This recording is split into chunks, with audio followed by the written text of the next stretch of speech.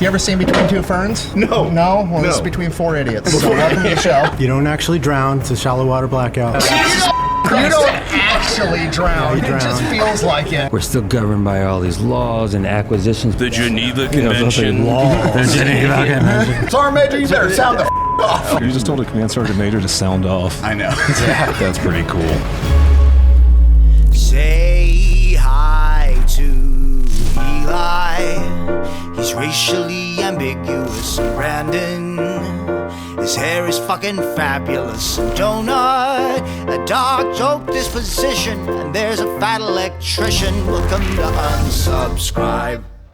Hi, everyone. Welcome to the Unsubscribed podcast. I'm joined today by Eli Doubletap, Fat Electrician, Brandon Herrera, myself, Donut Operator, and the backdrop is a little different. Why, Eli? I don't know. It looks familiar, like a shape of some kind. Oh yeah, we're at the Pentagon.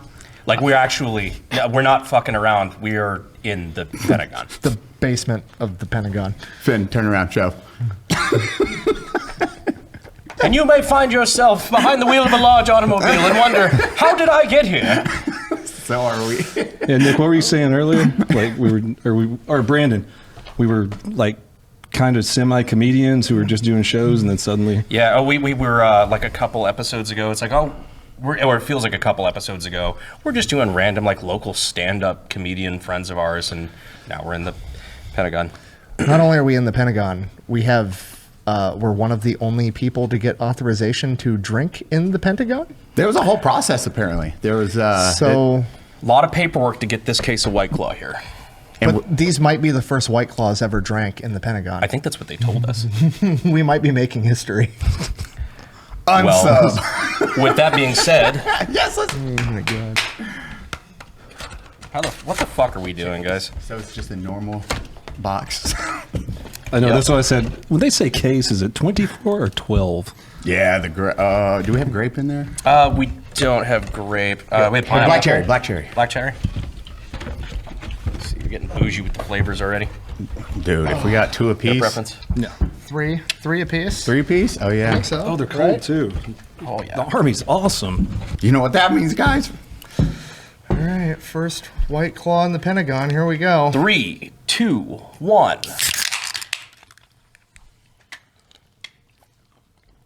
Oh man.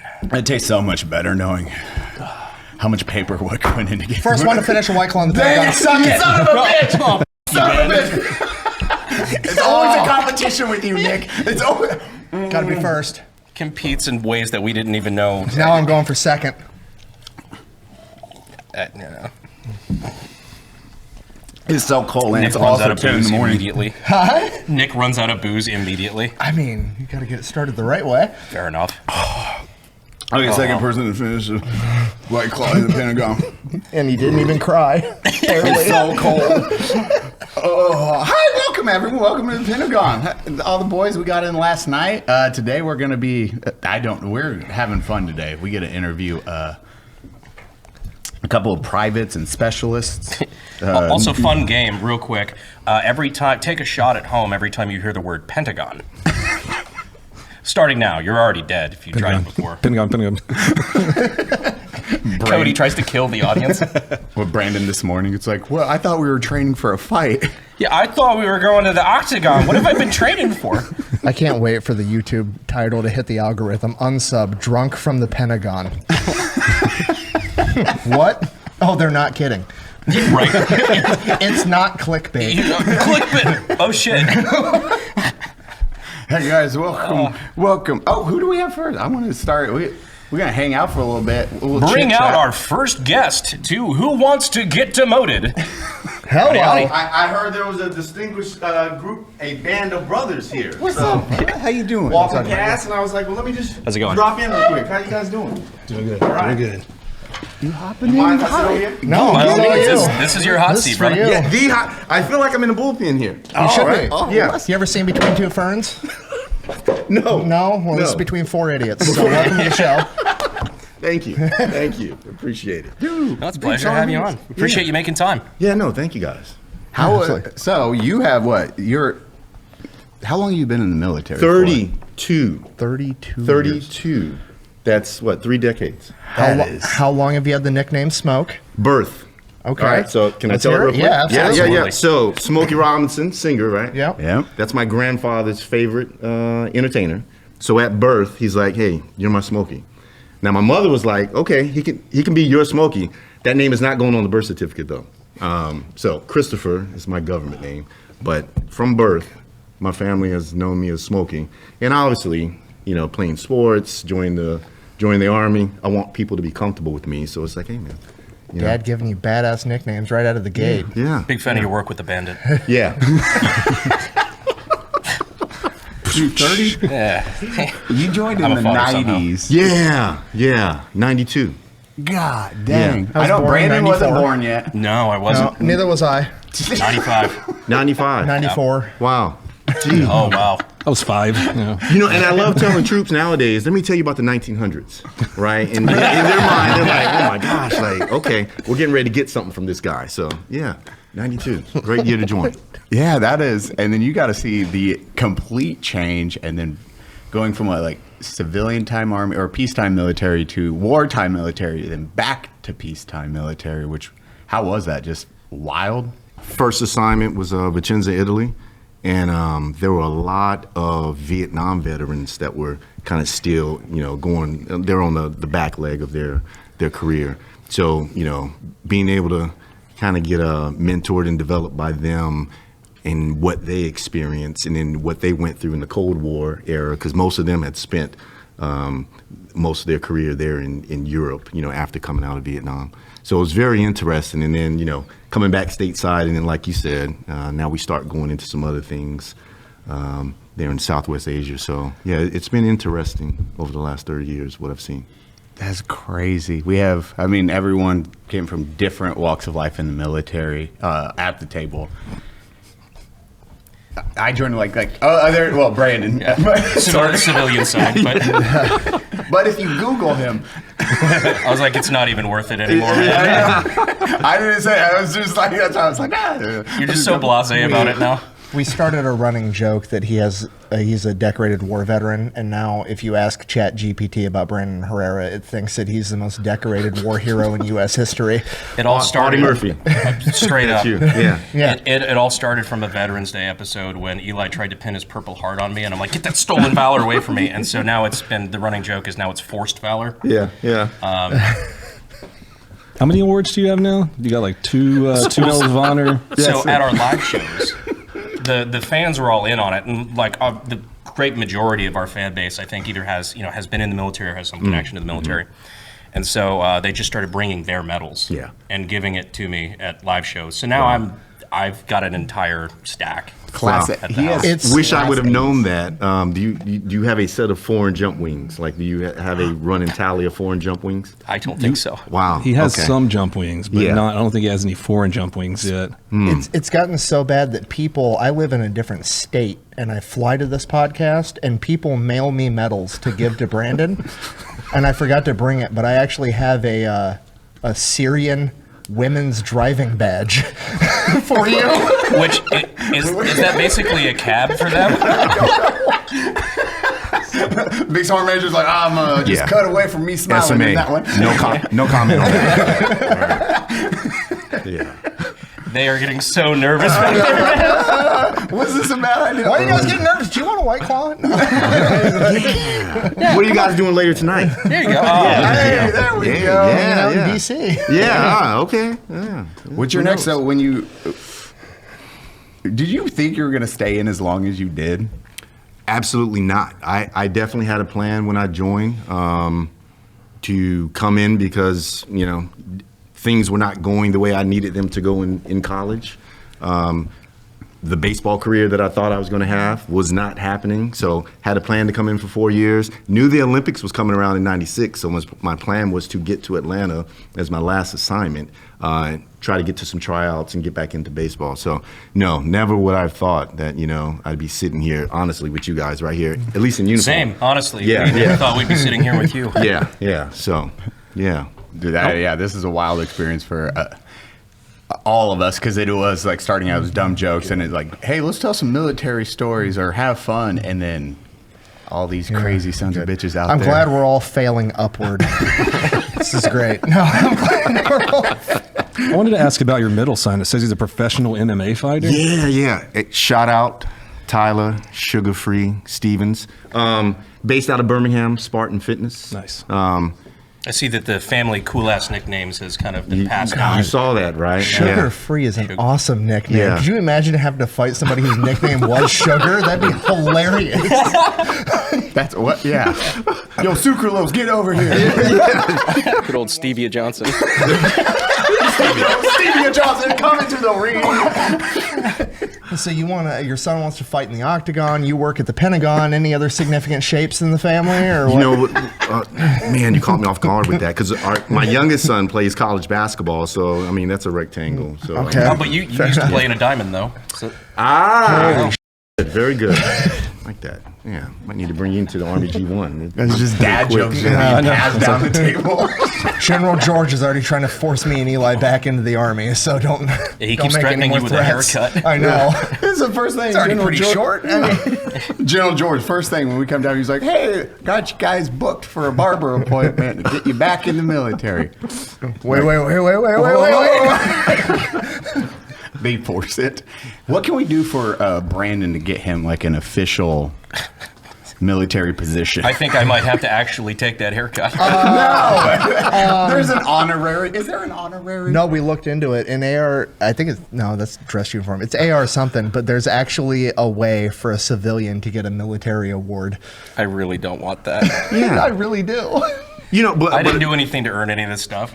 You've helped how many vets? Yeah, but I do that by drinking and joking around. That hardly feels like the same thing. Hey, still. You bring joy to veterans, right? That's important. We need that. And you know what? I don't need a medal for it. Yeah. Thank you. It's a privilege to do it. Yes, sir. Brandon's trying to get out of this mess. I'm squirming, dude. It's gonna happen. Brandon's like, I'll just, I'll pivot this way, and then we'll be golden. It was last Veterans Day this whole joke fucking started, and I didn't think it would culminate to the Pentagon, Eli. Yeah, I didn't either. So you do know, though, we do have an honorary SMA that every year that is awarded to a civilian. So You guys are way too fucking excited. that might be something we can talk to SMA Weimer about. Oh my God! What? Yeah. Brandon Herrera, honorary sergeant major. Of the Army. I'm gonna text him right now. I didn't know that was a possibility. Yeah. I'm gonna go home. Now, I thought you were the one that was gonna be uncomfortable at this table. No. and that is not the case. Yeah, not at all. My held the turntables. Fuck. Brandon's going to be the director of the ATF and the sergeant major of the Army. Oh, God. Well, I don't think that'll work, though. So you might have to resign from the ATF. Conflict of interest. He doesn't have it yet. Yeah. It's on the table. Yeah. Alarmingly. Alarmingly on the table. That also started out as a joke. What? Not even a joke I made. Yeah. This is. Have you seen any of what we do other than chaos? I have not. I'm not going to lie. When Master Sergeant Carter, brought up that, hey, SMA, would like for you to take a look at this and do a drive-by and just walk in, it piqued my interest. Because again, it's about helping veterans. It's about ensuring that people understand the importance of all of your service. Because again, you're providing the service, even now, although you didn't wear the uniform just yet. Yeah. I still have that haircut appointment. We got you. But no, it's an honor for me to have an opportunity to be here with the four of you. So we appreciate that. We really do. Saturday we're interviewing Grandpa Jake, and it's a World War II. He was at the beaching in Normandy. Okay. And he was at a Battle of Bulge, and he's coming on the podcast Saturday. On Saturday. So stoked for that one. Where will you guys be at for that? Were you actually Texas, San Antonio. Oh, in San Antonio. Yeah. Okay. So we filmed at him, but we're super excited. Yeah. For We that. normally have to don't watch. get to film in cool places like this. So, No. Yeah. Well- it's normally just a house, Our studio. Yeah. a living room. with booze everywhere. Which It's like a frat house essentially. Hey, Brandon, you ever wake up in your bed feeling like you just fought in the war?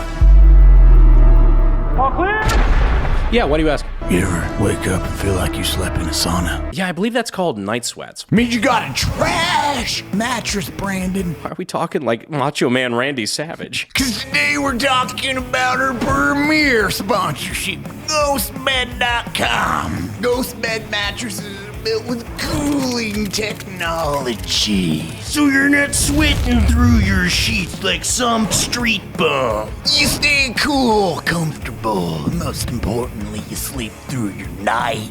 I got you for 3 minutes, but I got GHOSTBED all night. You know what's longer than 3 minutes, Brandon? Any sexual experience I've ever had? GHOSTBED's 20 to 25 year warranty. And you've got a 101 night free trial to test it out. Ooh, yeah. And you know what, brother? They don't just sell mattresses. They have bases, pillows, sheets, the whole empanada.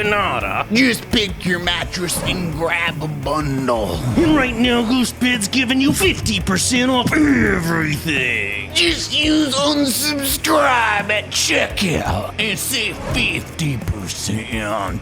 Head over to ghostbed.com/unsubscribe. That's ghostbed.com/unsubscribe. Use code unsubscribe. Or I'll show up under your bed and make ghost noises until you do. Go now. I just want to reiterate, none of this was in the script.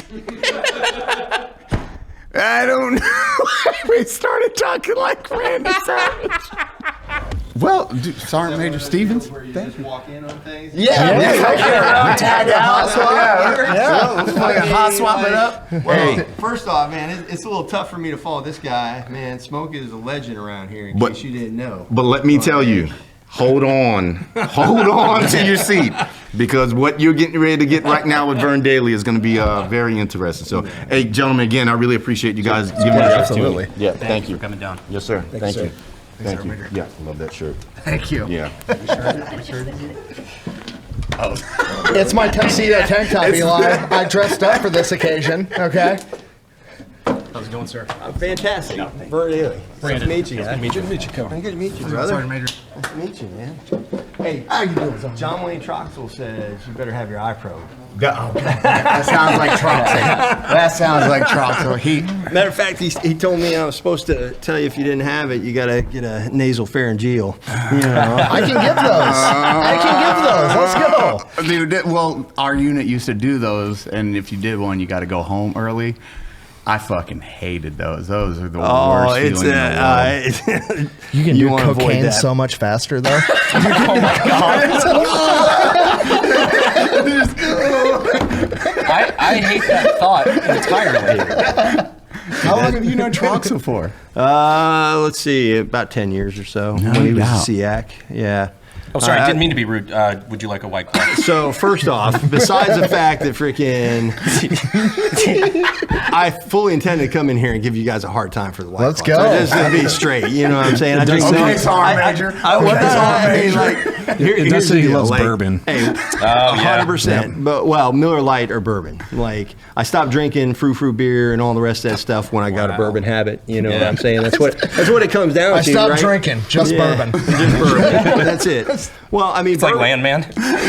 Nick Ultras. Well, the thing you gotta understand is like bourbon is like collecting stamps for sergeant majors. You know what I'm saying? Like it's like if you're a sergeant major and you don't collect bourbon, are you really a sergeant major type deal? You know what I'm saying? Waste money on a collection that you won't drink the whole thing. You know what I'm saying? But why not? Something to do. You got to have something that you want to do out there. You got a dip in? I do. Oh my God, I love the enlisted so goddamn much. Come on, man. Oh my God. Like you guys told me you were coming in here. I'm not sitting in with the general officers the rest of that. You know, I take it out when I gotta address the certain parties. But I figured you guys were cool. I wanted to see this in. You know what I'm saying? Like, hey, a little nicotine light, nothing like that. No, I'm good, brother. I don't need a double dip.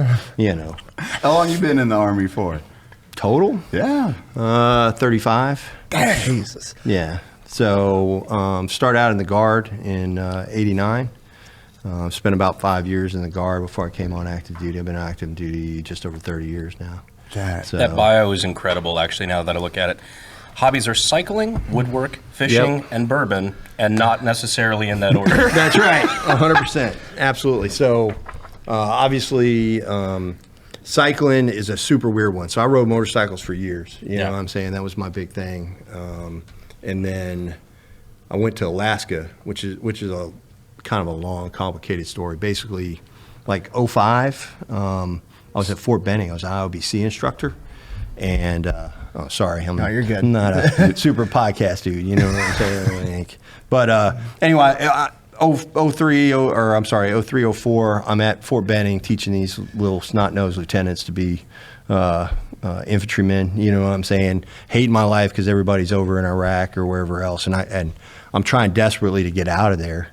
And 101st, 82nd were like 107% on Sergeant First Class at the time, X, Y, and Z. And so I couldn't get out. And they were starting this new brigade up in Alaska, 425. The Snow Darts. Right? And freaking... That sounds like a slur, Eli.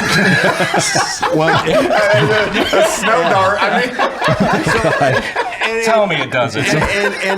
and I've got a great story on that one because you're never going to get a better jump than jumping into 4 foot of snow. Anyway, bottom line, the only way I could get out of Fort Benning was to go to Alaska, and I wasn't sure about it. I was like, I don't know about this stuff, and my wife was like, let's go.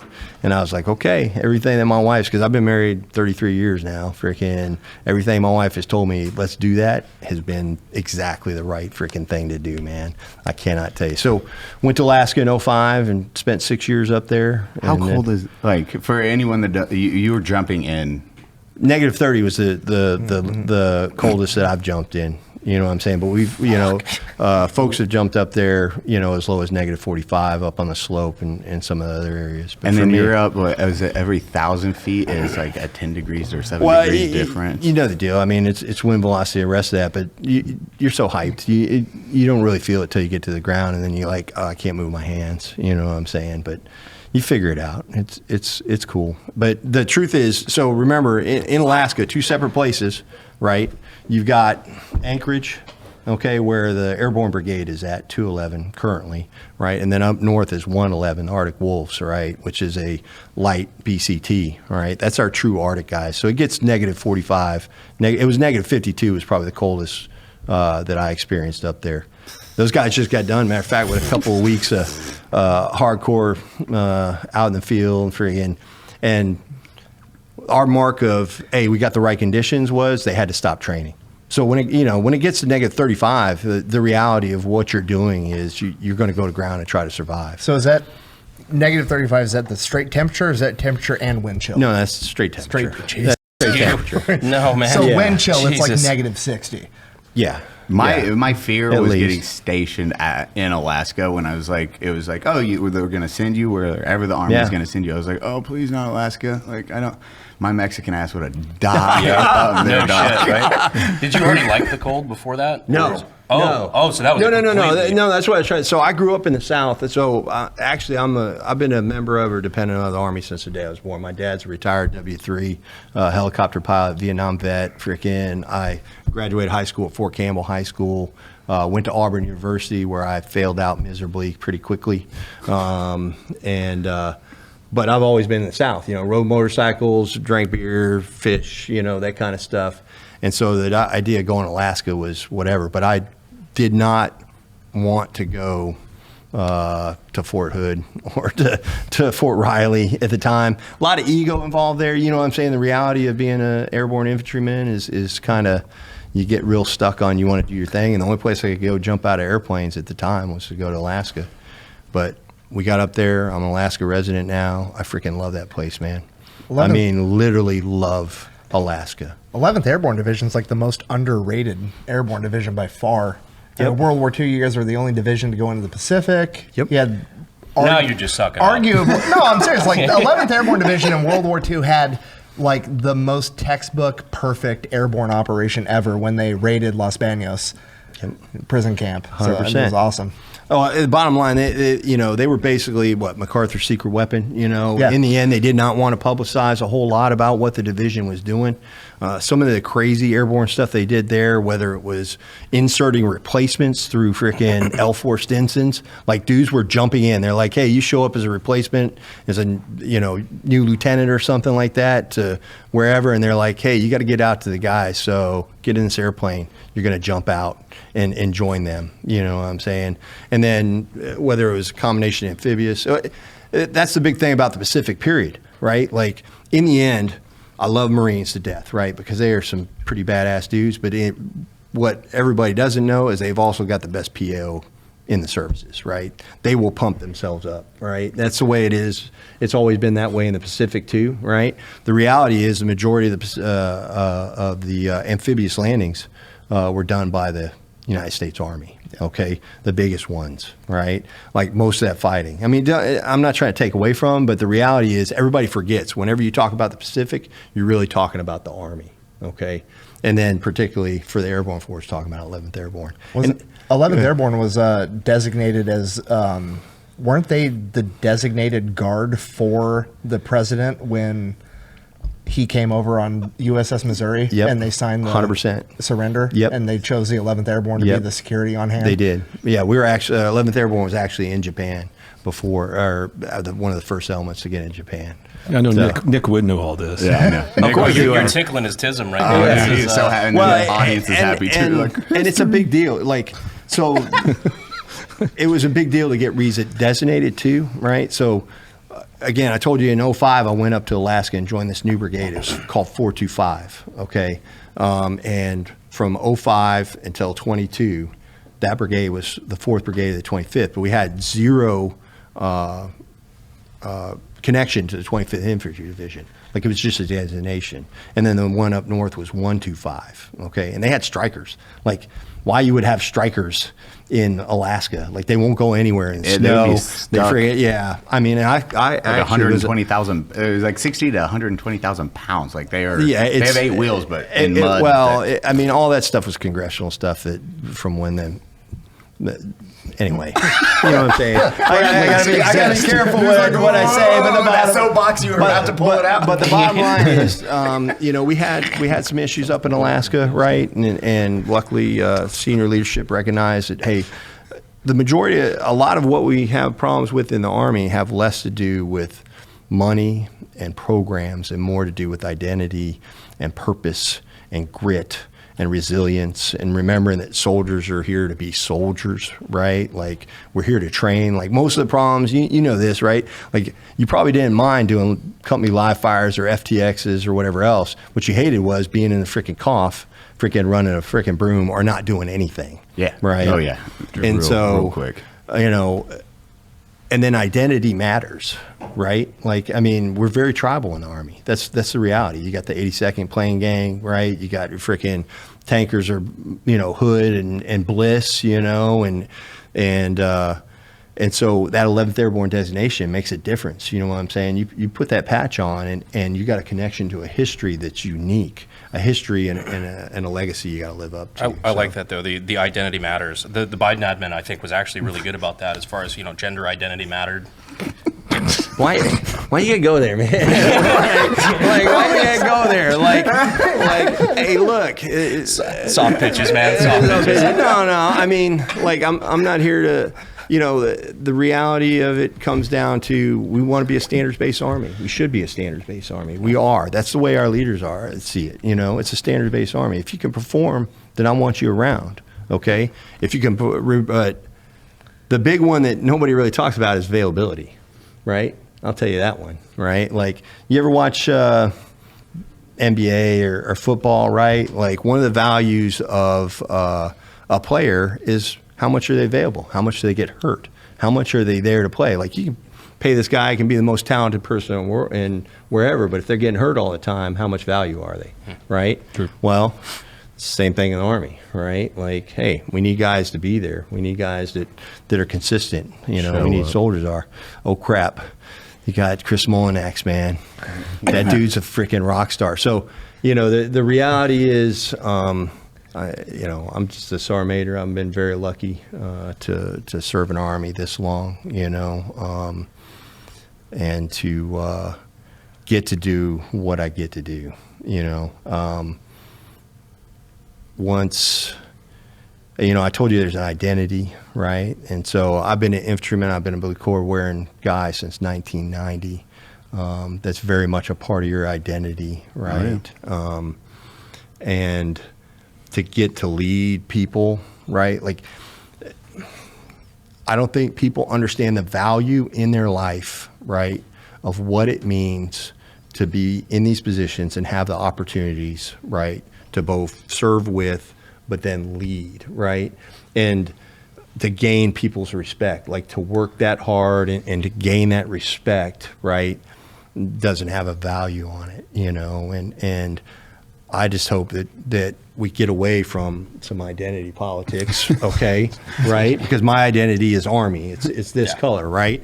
And in the end, I value all my soldiers based on what they can do, all right, and what their potential is, right? Because that's what SARMators do. What SARMators really do is we develop people, right? We develop the next leaders. We develop the next, and we do that by providing them opportunity, by providing them a direction, right? By sometimes making them go in a direction they need to go in, by sometimes doing, you know, other things. But in the end, the best thing that I've ever done in the Army is develop a bunch of people, right, who are now even ahead of me.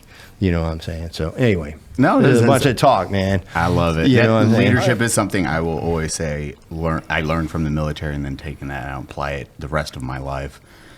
And then also stress levels are very hard to. Civilian stresses. Look, man. If nobody's shooting at you, why are you stressed? You know what I'm saying? I mean, that's the bottom line. I mean, like, look, literally, like that's the reality. I learned that growing up in Fayetteville. Yeah, exactly. Well, I'm sure you probably did. You know what I'm saying? Like, and he knows what I'm talking. Like, hey, look, the reality is freaking.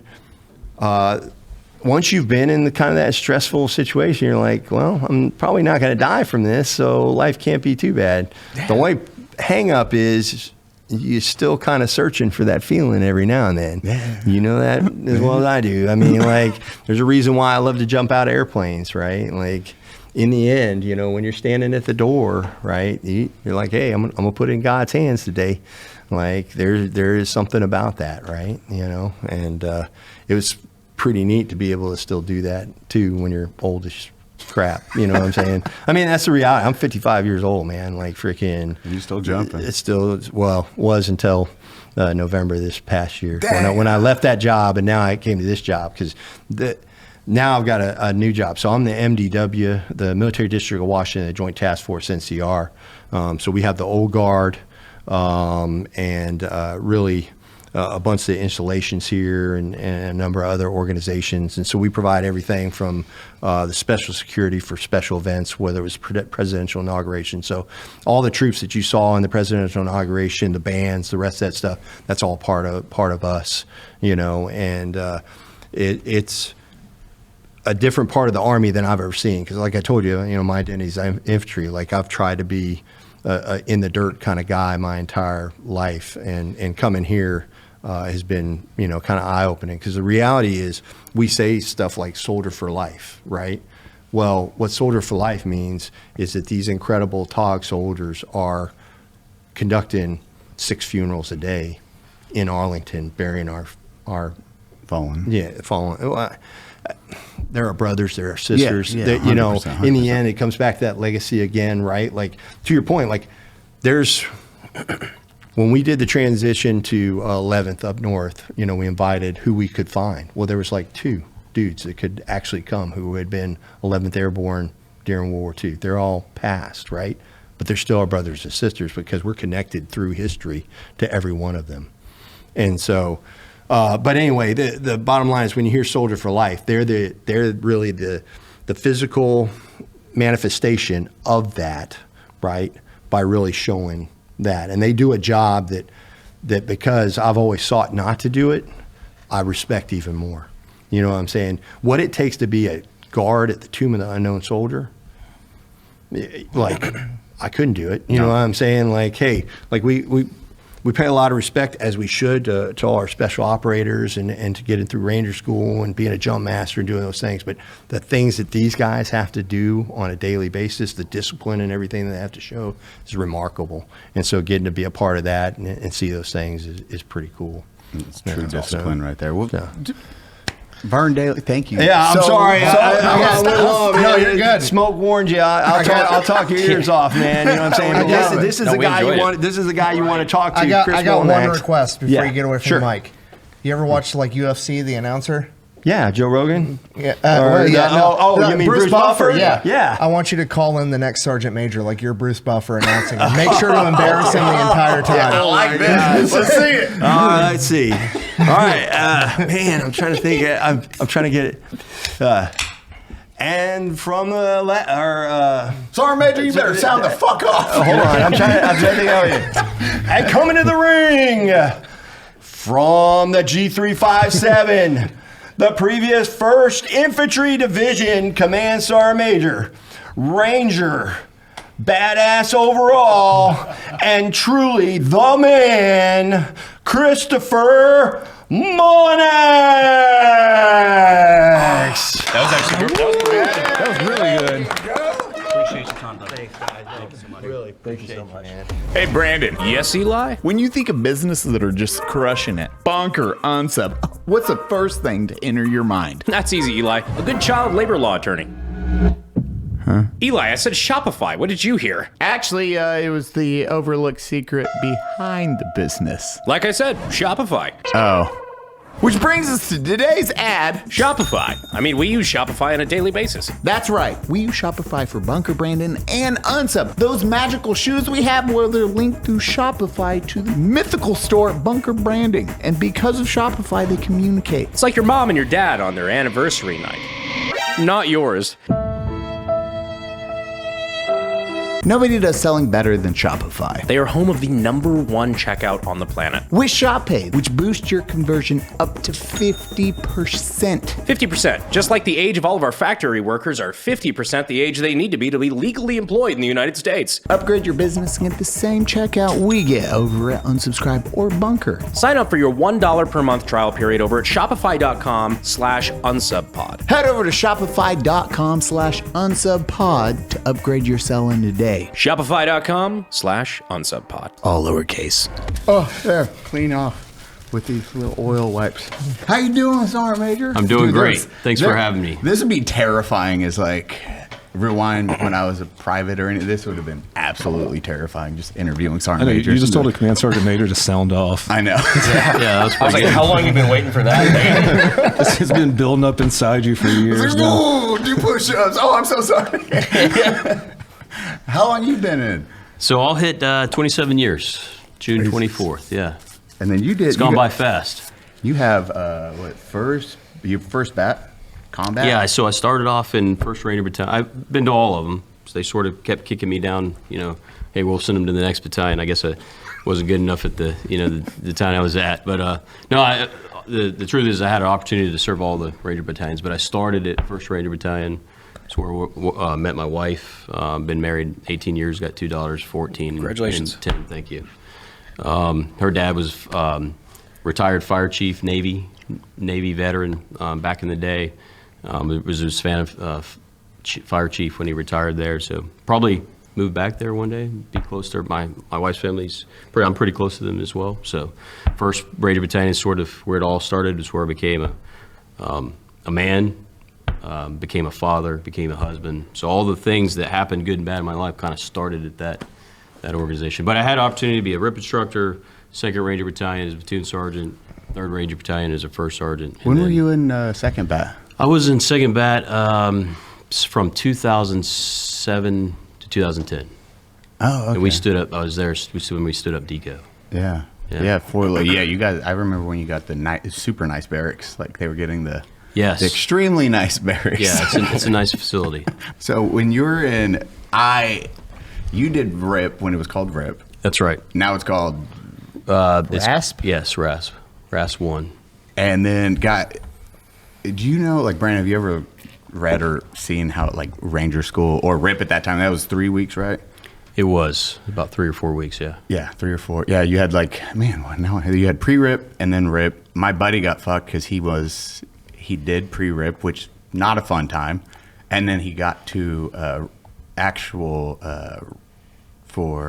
his Ranger tab, never mind. He did pre-Ranger, and then when he got there, they had to make him do pre-Ranger again. Now at Benning, he was like, "Well, I already did this literally like 2 weeks ago." So when you went in, you were doing how was like RIP compared to Ranger School for you? RIP back then was pretty much a 3-week smoke session. Give them when they you say smoke session, that could sound like, oh, you do 100 push-ups and that's it. No, they go on. I mean, you wake up and you're basically they were looking for a reason to smoke us all day long, and really the purpose was good or bad. It was to figure out who really wanted to be there. So in the course I have to say that especially when it transitioned to RASP, the Ranger Assessment Selection Program, it's professionalized, right? So it's still really, really hard. In fact, it's harder than it was then, but they've professionalized it in a way that they made it very difficult, but without all the dumb stuff. So they're still going through a very, very hard program. They're still being assessed, figuring out who really wants it and who doesn't. So all those things are still happening, but they're doing it in a way that that is much better than it was sort of on the fly back in the In what way would you say it's harder? Well, I think it's I haven't been in the Ranger Regiment since 2014 or 15, so the programs continue to evolve. But I think that they're looking very much harder at their suitability for the organization. So there's psych evals involved. There's all sorts of things. So they're weeding out an echelon of folks that may not have 20 years ago may have not passed this modern rip. So you're getting a young Ranger that is more reliable, stronger character, consistent across the formation, more reliable, just as physically fit, if not more, because it's very competitive. As the organization's grown, it's become kind of a place to be, and more so than it ever has been. And so you're getting a physically fit, really smart young soldiers they're serving in that organization. And oh, by the way, it's longer now. I think it's closer to 8 weeks, if not 8 weeks. And they're doing a lot of really tough training. That second month, I mean, it's exclusively focused on like real great, exceptional training that we just didn't learn that back even as a young soldier in a Ranger platoon, you weren't learning the skills that they're learning in RASP. Now, okay, what was your worst day? What was your one of the hardest days you look back on at RIP and we're like, man, I almost tapped out there. There had to be a couple. Well, I screwed up. Godspeed. So I was. When they say smoke you all day, this is like for 8 hours. They have no problem just making you do up downs. Yeah, and you're hungry. Yeah, the entire time. And if you haven't heard this before, you talk to anybody that's ever gone through the program, they'll remind you of hit the wood line. So this is when you go out to the field, and 100 times a day they tell you to hit the wood line. It's like a 500-meter field that you go out, bring a tree branch back, come back to the formation. You do that over and over and over again. So there's a lot of stuff that just I think they might still do that. I hope they do, but there's a lot of stuff that just really didn't make sense, and it wasn't necessarily preparing them for the organization other than to figure out who really wanted to be there and who didn't, but they weren't really getting trained. So I think that's the biggest thing. So around what year did you first go through RIP? I went through in December of 1998. So in 1998, the internet wasn't nearly as prevalent. Like we didn't have TV shows like Making the Cut. Did you have any idea what you were getting into when you agreed to go to that? No, I had no idea. In fact, it's the second person that said that. So I just didn't know what the Ranger Regiment was. My dad served in the Army as a young soldier. And then, worked for the government many years out there. So it's kind of like being a military brat, but I didn't know a lot about the Army. I knew I wanted to serve. My grandfather was a cook. I can't wait to see these parks. I actually did 3 years of Navy Junior ROTC in high school. So I thought I was going in the Navy. I was ready to go be a Navy SEAL. And then my dad was helping out this young guy who had just gotten out of the Army. And turns out he came from the Ranger Regiment. And he's like, and he found out, hey, I've been talking to a recruiter. I'm getting ready to graduate high school the next year. And he's like, hey, this is what you need to do. Go ask for a RIP contract, and whatever, and tell them that you want to be a forward observer or a medic and a couple other. And then he said, whatever you do not let them sign you up to be an 11 Bravo. And I'm like, okay, got it. So I go down, I do everything he tells me to do. I come back, and he's like, how'd it go? great. I'm all signed up, ready to go. I'm going to start basic training next year. He's like, what's your MOS? 11 Bravo. So here I am, 27 years later. The one Seems to have worked out for you. Yeah, it was good. How far did you make it into RIP before you realized that guy might have fucked you over a little bit?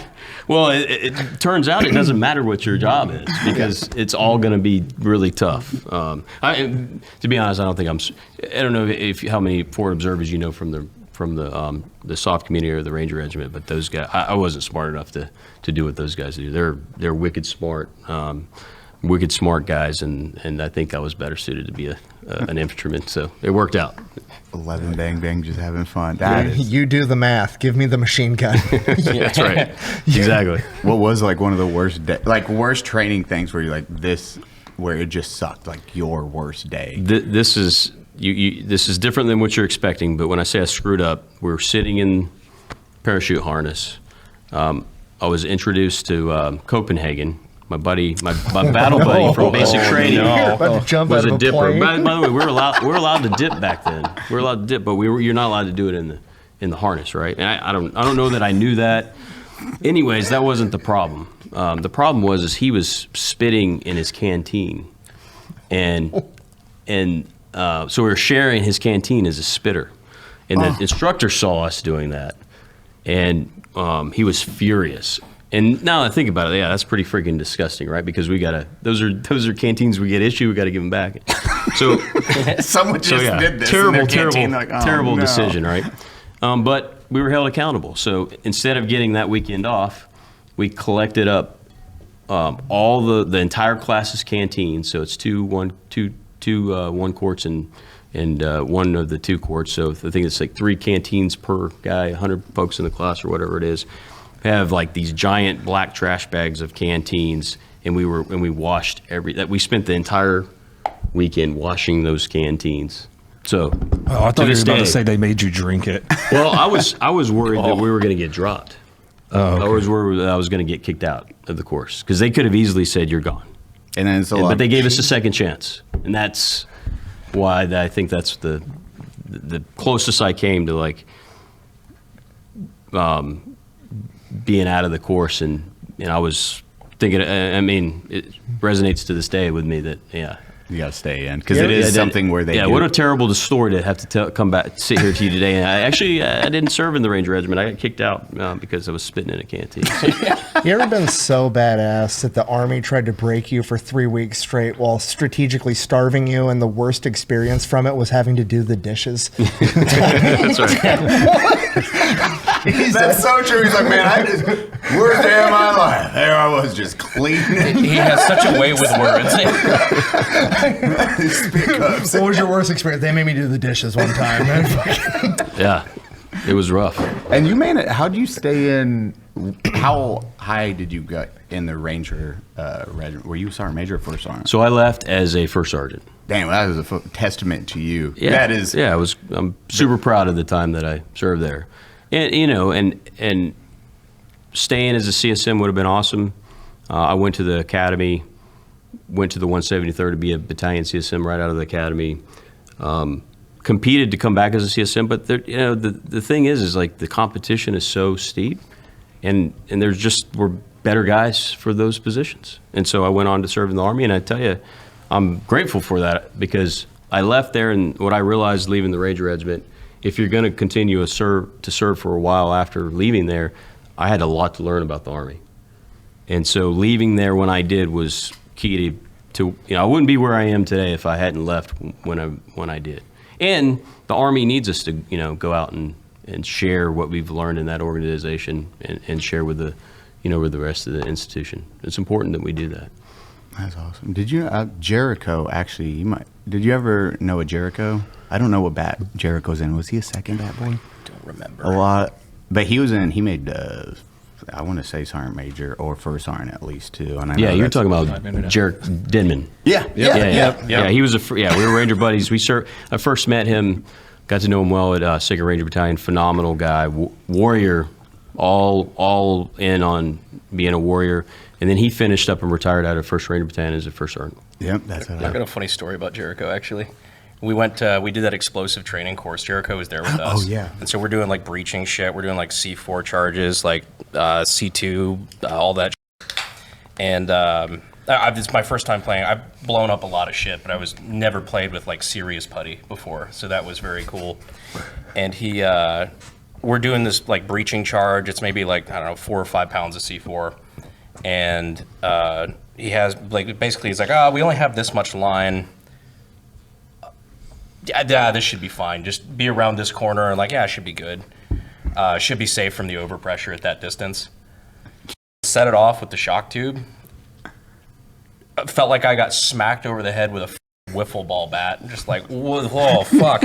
He was like, oh, yeah, now that I see it, that was probably a little close. Eat an avocado, you'll be fine. Eat an avocado? Yep. We're talking about the same Jericho. Yeah. I was like, you guys probably knew each other. Yeah. Avocado's definitely Get some omega-3s, you'll be all right. Why my brain's squishy? I forgot the 2nd grade, but I've got an avocado. Oh, man. How many deployments did you end up doing with? I think it was 13. And these are, but you got to remember, like the Ranger Regiment model was about 3.5, 105, 120 day model deployment. So, across Afghanistan, Iraq, do about 13 of those. I mean, that's nothing compared to a lot of guys. I mean, they've done way more than that. They're still doing them. They're still there. I got Ranger buddies that are there today that I grew up with that are Battalion CSM, RSM, that are still at it, getting after it. What's the most deployments like from a friend? I'm not sure. It's probably well over 20. Yeah. That is a lot of war. Yeah. Yeah. That is crazy. Yeah. And Sergeant Major Molinax? That's right. Yeah. Dude, that's right. Thank you so much for your time, thanks for having man. me. This has been great. Truly, truly a pleasure, brother. I'm glad Absolutely. you know a couple of the same people. Also, Godspeed, brother. Thanks a lot. Well, hey, I've got Sergeant Major Garza here lined up. Phenomenal guy, mentor of mine as well, as Vern Daly. So let's get him in here and get to work. Yeah, beautiful. Well, we appreciate your time. Yeah, man. Thanks, Harvey. Yeah, absolutely. Great meeting you guys. Thank you so much. Appreciate it. Take care. Thank See you ya. so much. All right, good to meet you, Jay Garza. Brandon. Jay Garza. Brandon, good to meet you. Appreciate you. Cody, good donut, right? All right, fantastic. Yes. All right. So I guess right out of the gate, Cody. I know it must be donut. I know he means donut. Yeah, okay. Hi, Sergeant Major. Hi, Oh, yeah. I think you're the Fat Electrician. Yeah, that's right? me. Well, it's a history buff. Yep, I did a little research on you. Okay, that's great fair. Historian. It's fair. I think right here we got I think you ran for Congress. Yes, sir. All right, we came close. Came very close. Very close. No, Yeah, fantastic. that was my office was almost down the street. Herrera, right? Yes, sir. That's correct. Brandon, is it Brandon Herrera? Yes, sir. Okay, fantastic. And then, of course, Eli Cuevas.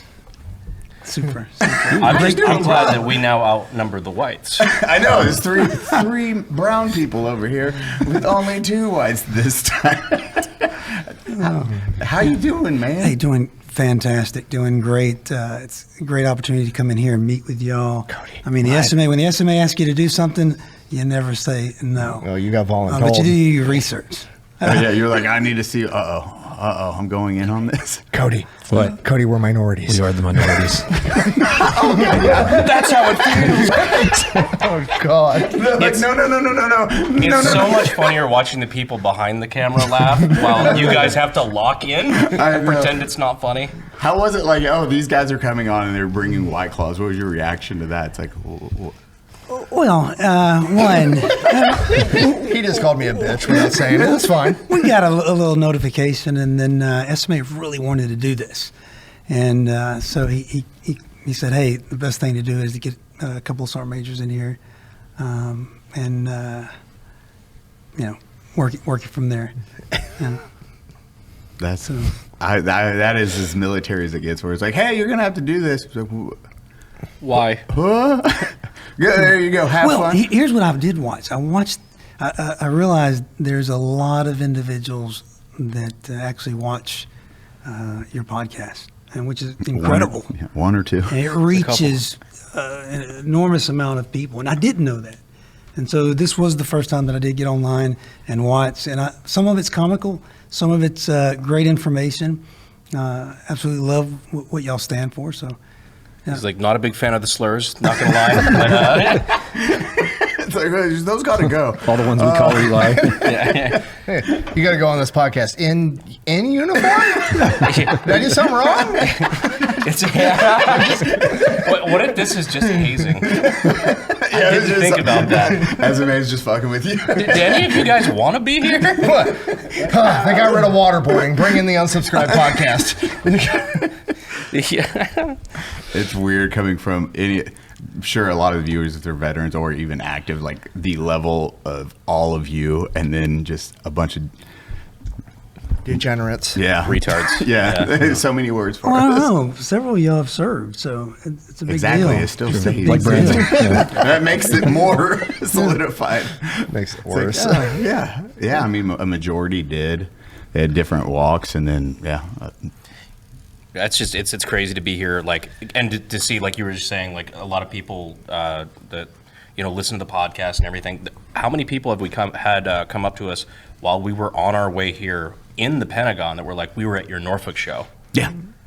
Like, people damn, were we stopping. got a lot of feds in the audience. Bro, Sergeant Major Daly, when he left, was like, I love your videos, by the way. I was like, oh, shit. Yeah. And it is an awesome experience. It is also, wild experience for any of us, because none of us have done. We've never been here. It's a daily activity for you. So first time in the Pentagon. Yeah. It's Okay. which we really appreciate the opportunity to even do this is just incredible. Like, there's just so much history that's been made in this building. It's wild to have an opportunity to, and for us, this is historic for us, but just to see where all these decisions have that have impacted the course of American history have taken place. Bro, I'm the new guy. 3 years ago, I was putting wire nuts on wires in a hog slaughtering manufacturing facility in Mason City, Iowa, and now I'm doing a fucking podcast in the Pentagon with Sergeant Majors. So, Don't forget the White Claw. yeah. Also, I was the first person to ever chug a White Claw at the Pentagon. Put that on your grave. I gotta do this really fast. I gotta win. You told no one. No, I had to win, obviously. I also wore a tuxedo tank top, probably also a first in the Pentagon. Is this the first? Perfect attire for any occasion. Just claim it. It's yours. We get to claim everything. We were talking about the intro we were gonna do. Did you go poop yet? Not yet. I'm working on it. I need to shit at the Pentagon. It has to happen. That's one thing everyone was like, "Do we?" It's probably not a big deal for you, but I really want to take a shit at the Pentagon. Speaking of beating people in races, I'll be back.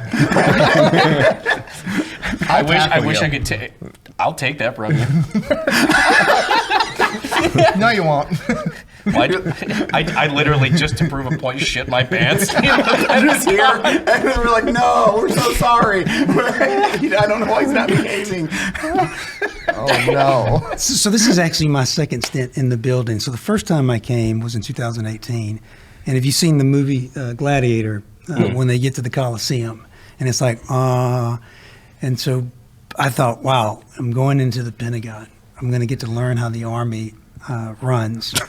What you learn is, I mean, you almost learn how hard it is to get things done in the Pentagon. It's tough to get things done. You need leaders pushing things. It's very bureaucratic. It can be at times. We heard the mountains that had to be moved just to get these White Claws in the building. So I would aware. love to see what that paperwork looked like. Yeah, what kind? Was it just paperwork you guys had to submit and do? And can we get a copy of it just to post? No, okay, Dude, we we wouldn't would- mind. We would definitely be like, "Look, it actually is a thing." We would had to do frame this. that paperwork. Oh, that would go in the background. 100%. That would 100% go in the studio forever. There's a greater than 0% chance that Elon Musk tweets this line item for expenses for the U.S. government. What the fuck is $12.99 for White Claws for To the be fair- unsubscribed podcast? Me and Cody could probably clear that up on Twitter, on X pretty quickly. That's ours. You just have that retweet with a hand up. It's like, That was me. It was really important. Actually, probably the dollar for dollar, the best $13 the Army ever spent. Oh no. This is gonna go I mean, a lot of people you're going to see. You're going to be hit up by family members, and they'll be like, "Oh shit, I saw you on that." For the good or the bad, we'll see.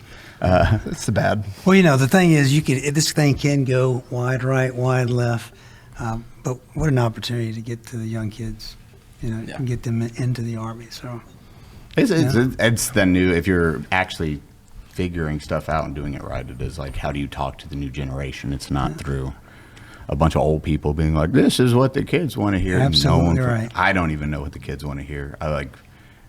Sho is a decade younger than me, and she knows what way better than any of us. Brandon's in touch on Twitter, X. Everyone has their roles, but it's a wild experience. And then you guys are Cody's Cody gets his own Twitter.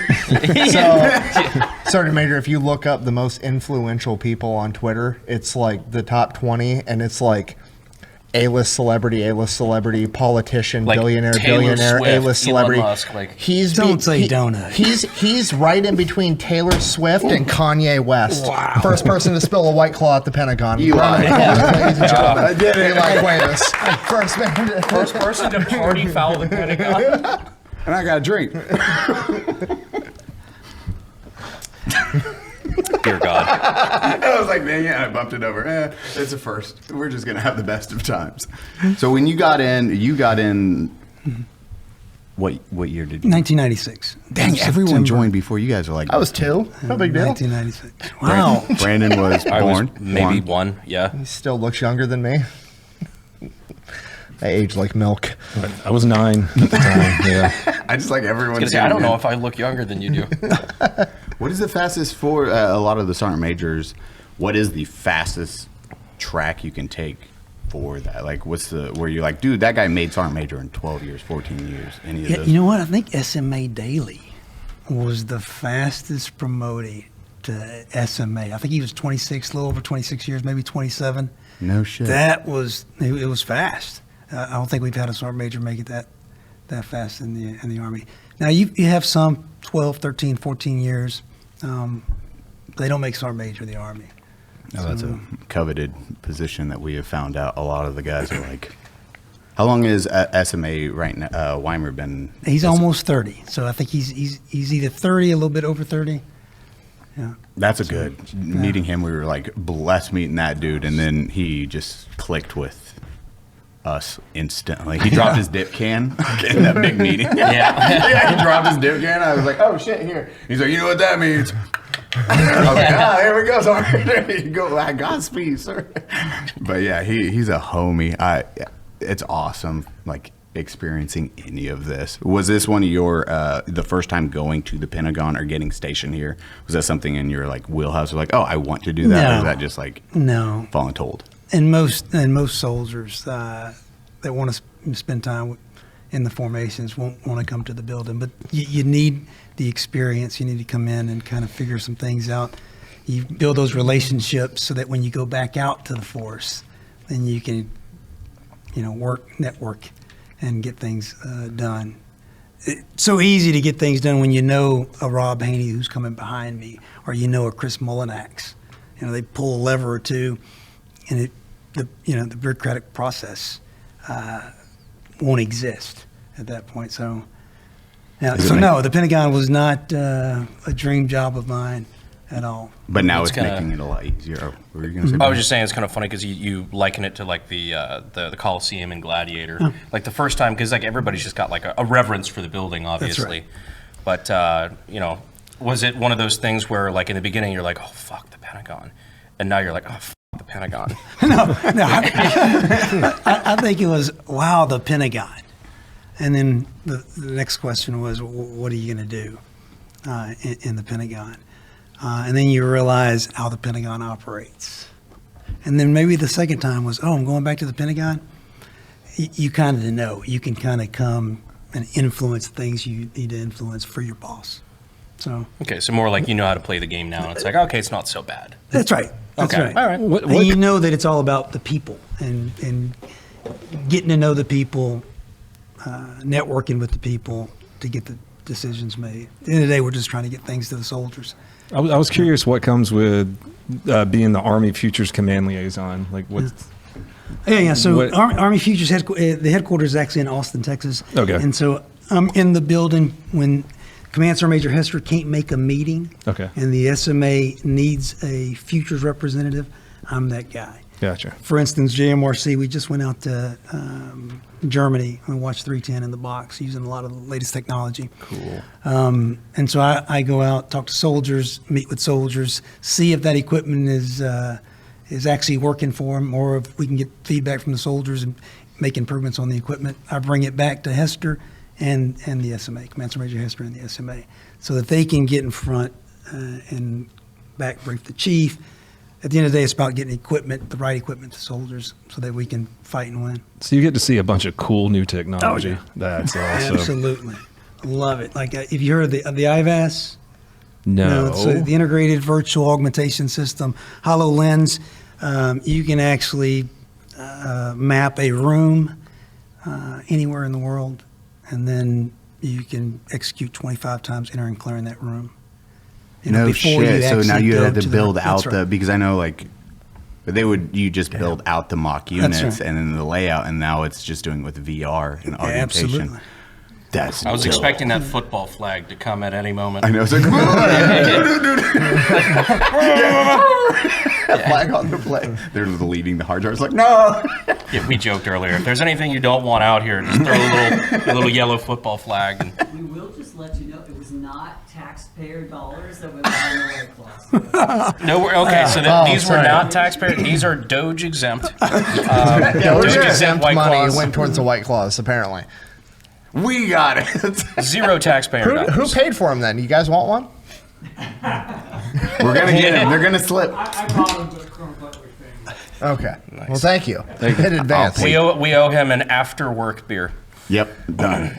Done. That's the biggest worry. They're like, no, they can't.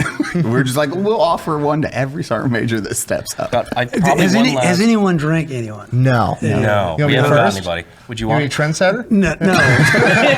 Because no, I think the next individual will absolutely probably take you up on the offer. I don't know.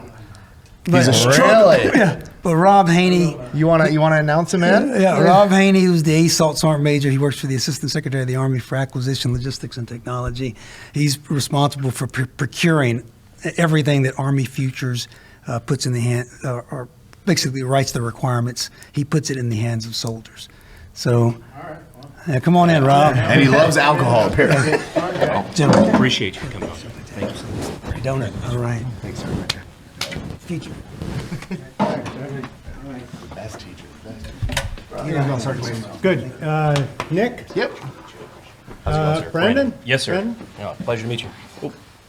Cody? Yes, sir. Oh, man. Nice and to meet you. It's then on fire. Eli. All right. Nice to meet all you. right. My name's Rob. How you guys doing today? Doing good. We're doing Sorry, I'm great, Sergeant accidentally Major. breaking this military grade chair. So, Sergeant Major, right off the bat, we're going to put you in the hot seat. Well, my Do you boy's wanna- Halo, my guy. You're Hold- no. stacked. Wait, hold the shit on. Wait, ask him about his drink. Do you want to A, have a drink, or B, make your fellow Sergeant Major a liar? I will pass on the drink. Okay. Hey, there's going to be that technical difficulties. Nick has a black eye. For sure. Yeah. Nick, how you go take that shit?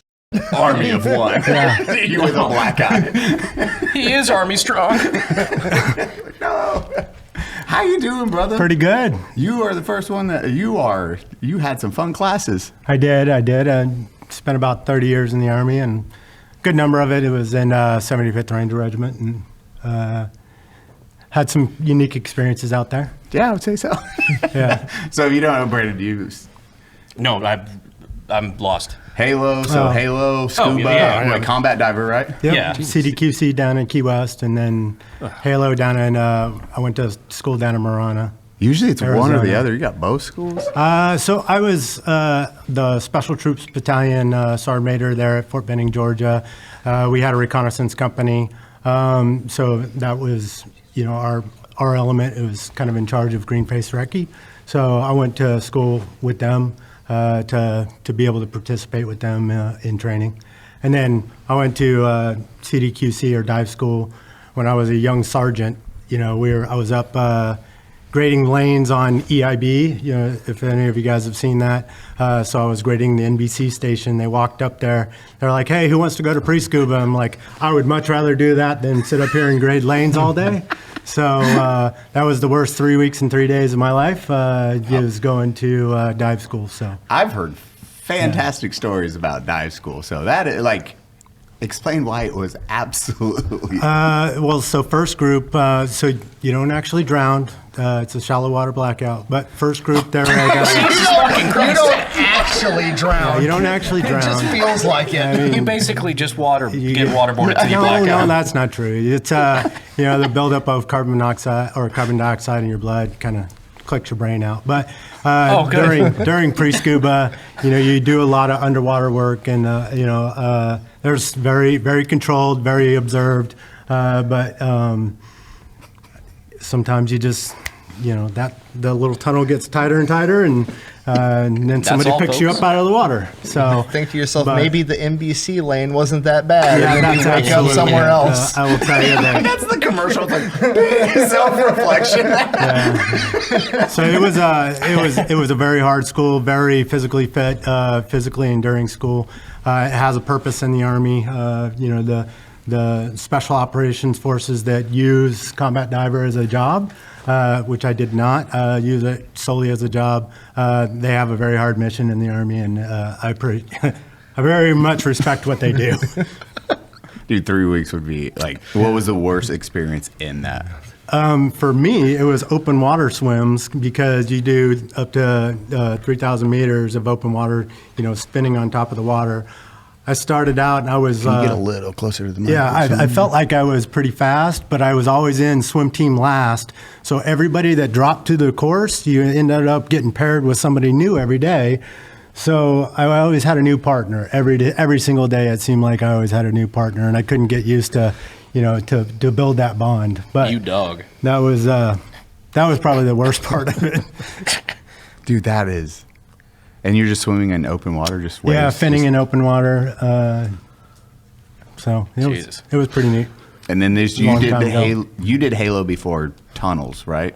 No. I'm not that old. Oh, okay. I was wondering about. Oh, absolutely not. No, I spent a significant amount of time in tunnel. I was told that I fly like a potato chip, or a piece of cardboard. Of cardboard. Dude, once you start rocking, there's you just go. Whoa. So I will say I spent a significant amount of time in a tunnel, but I learned a lot, and it was kind of one of those things that you learn in school, and you can see how it applies out into the force. Eli's been trying to get us into a tunnel for like a year at least. That's the greatest thing in the world. It's easier to get me out of a plane than it is in a tunnel. Oh no, flying in a tunnel is like one of the funnest things to do. I just know that Eli has this thing where he's really good at a lot of shit that none of us have ever tried, and so he likes looking like the expert while we flail around and get beat against the walls. I'm like, well played. Just relax. Well played. I understand that. Yeah. It's dude. We always try to explain it, but originally with the Halo school, you'd have to do the boards. Mm-hmm. So you just literally, your training for falling out of a plane was, here's a board with wheels, and you just have to roll around on your belly. And then they throw you out of. Yeah. That is a wild. I could not wrap my head around. We've come a lot farther than that nowadays. Thank God. Just imagine that. Be like, okay, you're ready. Like, just go. What was the highest jump you? 25. And that is full. Yeah, full oxygen, 25. So yeah, that's the highest I've done. It was pretty cool. Wow. You can see the natural curvature of the Earth as you kind of come out. And that school, insane. How long was that school? I think it was 3 weeks. It was 3 weeks, somewhere around there. Did you go to sniper school too? I did not. Okay, I was like, what else are you hiding right there? I did not. I was like, you're just stacking it up. Nope. What year did you end up joining? So I came in the Army in 1984. So I've been in about right about 30 years. Yep. It's a pretty exciting time. Was that the year you were born? Yeah. It sure was. Yeah, so came in the Army in 94, spent Spent 2 years up at the 10th Mountain Division in the cold 2 or 3 years up there as a private. I actually think back very fondly on those times. I think Vern was in here a little bit earlier. Coming out of Alaska, Fort Drum, New York is a little bit different. It's really, really cold, but it's a lot of snow. And I learned a lot of things as a young private that I still keep with me today, you know, keeping a dry pair of socks, always having something else to change into, and, you know, taking care of your feet. We didn't have a bunch of stuff like helicopters or airplanes or trucks to get distracted by. Did a lot of walking as a private. And then for some reason, we either went to the Joint Readiness Training Center in the winter, or we went down to Panama. So I had been on a couple of trips down to Panama. Nice. And experienced the jungle down there. So It sounds a lot better than the thick snow. it is 100% a lot better than the thick snow. But I mean, you learn a lot up being in the snow. Noticing a pattern. So did you intend on being in for 30 years when you joined? So I did not actually. So here's the pattern. Yeah. So I have like a kind of a awkward story. I grew up in a small town called Hawthorne, Nevada, and only had about 3,000 people, and we had to go like to Reno, Nevada, to go to the recruiters. And I had always said I was going to go join the Marines. Went up to go join the Marines and like shook on the door, and it was closed. And I was like, what the heck? So I kind of like went next door to the Army guy. He goes, hey, come on in here. I got something for you. And I'm like, no, I'm waiting on the Marine. He goes, no, just come in and have a seat, and we'll sit down and talk. And about 3 weeks later, I was in the Army down there at Fort Benning, Georgia. Totally sniped you from the Marine Corps. Yeah. So the Army recruiters putting chains around the Marine door so you can't get in. So Clothesline on the front. I was wholeheartedly going in the Marines, but yeah, well, here I am, 30 years later, still in the Army. Awesome. Sergeant Major at the Pentagon. Yeah, absolutely. And now what are you doing with the military? You're getting So I work in ASALT, the Army Acquisitions and Logistics and Technology. So we buy and modernize major programs in the Army for the Department of Defense to be ready for the next fight and to deter our nation's enemies in preparation for war. So is that like DARPA kind of stuff, or what exactly does that entail? It's not. It's it is really buying tanks, buying the next generation tanks, looking at helicopters and the next generation of helicopters, buying the next generation of rifles, buying the next generation of goggles. So it's not really development, more just acquisition. So it is more of acquisition. Okay. We do a part of development of current and existing programs. So the M1 tank, we do incremental improvements on the M1 tank. That is, advancements in technology. But Jay Garza, the Sergeant Major, was right before me. They do kind of the research and looking at future requirements, and we do the buying of those requirements. My boss being the Army Acquisition Authority for us. So the real question is, who did you piss off here that landed you here at this table? I didn't piss off anybody. I mean, that you know of. I don't think I pissed off anybody. I think we've decided unsubscribe is a punishment here. So that's the story. This is a new hazing. Hold on. I'm a people person. People like me. Okay, well, they good. Like to talk. We're happy to have you. Actually, that's kind of a joke because I'm usually like pretty introverted. So I'm not sure. So who'd you piss off? I'm not sure how I got to go last and how I ended up down here today. So I mean, Haney's the introverted guy. I've never heard him talk before. Send him on the podcast. That is exactly it. So they're like, hey, he can't do much harm. He's going last. What is like with actually using weapons? You have your M4s, everything like that. I actually want, from your perspective, with shotguns getting implemented more with drone warfare, because that is the one thing I looked at. I was like, man, this is going to be, you're going to start training soldiers in a completely new area. Yeah, I think you have to look at it in drone warfare as an evolving technology, and it's a layered approach. I think we have things that are going to hit them pretty far out, We have, some capabilities that are EW that are pretty far out, and then as they get closer, it becomes a little more kinetic to be able to shoot them. And then if you think about your last line of defense being a shotgun, that's something where either that's pretty imminent or that you can see it right there. I love that there's nothing new under the sun, where you got all this new technology where, I'm sure you have, jammers and all sorts of stuff, but we go right back to World War I, where you have some farm boy from Arkansas just says, parry this shit ass, 12 gauge. 100%. 100%. We've had shotguns, and what better, reach door, shoot down small UAS that's sitting there bothering me and I can't get to it. So I do think it's the gambit of counter UAS that we're actually taking a look at. And, I think soldier innovation plays a lot into it. You give some kid from Puxatawny, Pennsylvania, a shotgun, and he's like, well, hell, there's a dang UAS. I think I could probably shoot it down. I've accidentally been training for this since I was 11. Yeah. So I do think, and especially in my realm now, soldier innovation plays a lot into it to solve problems throughout the Army, because it's not always the engineer that's out there that's going to fix those problems. So a lot of soldier touch points, a lot of feedback from the force, a lot of feedback from industry. And that's how we're developing the force of the future. Nice. They're developing the Amazon delivery drone thing in San Antonio. I've been shooting those down because they drop prizes. You're the new porch pirate. Is that what you're doing? They're just aerial pinatas. Okay. He's training for World War III. Okay. They drop loot. What am I going to do? They're above my house. The loot plates here again. I think somebody's got a place for you. Farming for XP over there. Cody's the one who gets the haircut today. What was one of your favorite pieces of military equipment you got to use? Let's see have here. some fun stuff. Yeah, so I think some of the best equipment that I've ever used has probably been just rifles in general. I like shooting. I like going out to the range. I like being able to get out. I like the new pistol that we've brought around. M17? Yeah, the M17. That was 100%. I can't talk about all the cool new shit. No. Gun. No. I like the new M17 pistol. I did take a trip up to the manufacturing factory a couple weeks ago, and it's amazing how well they're being put together. The next generation rifle, the 6.8, is. I was just going to ask what you thought about that.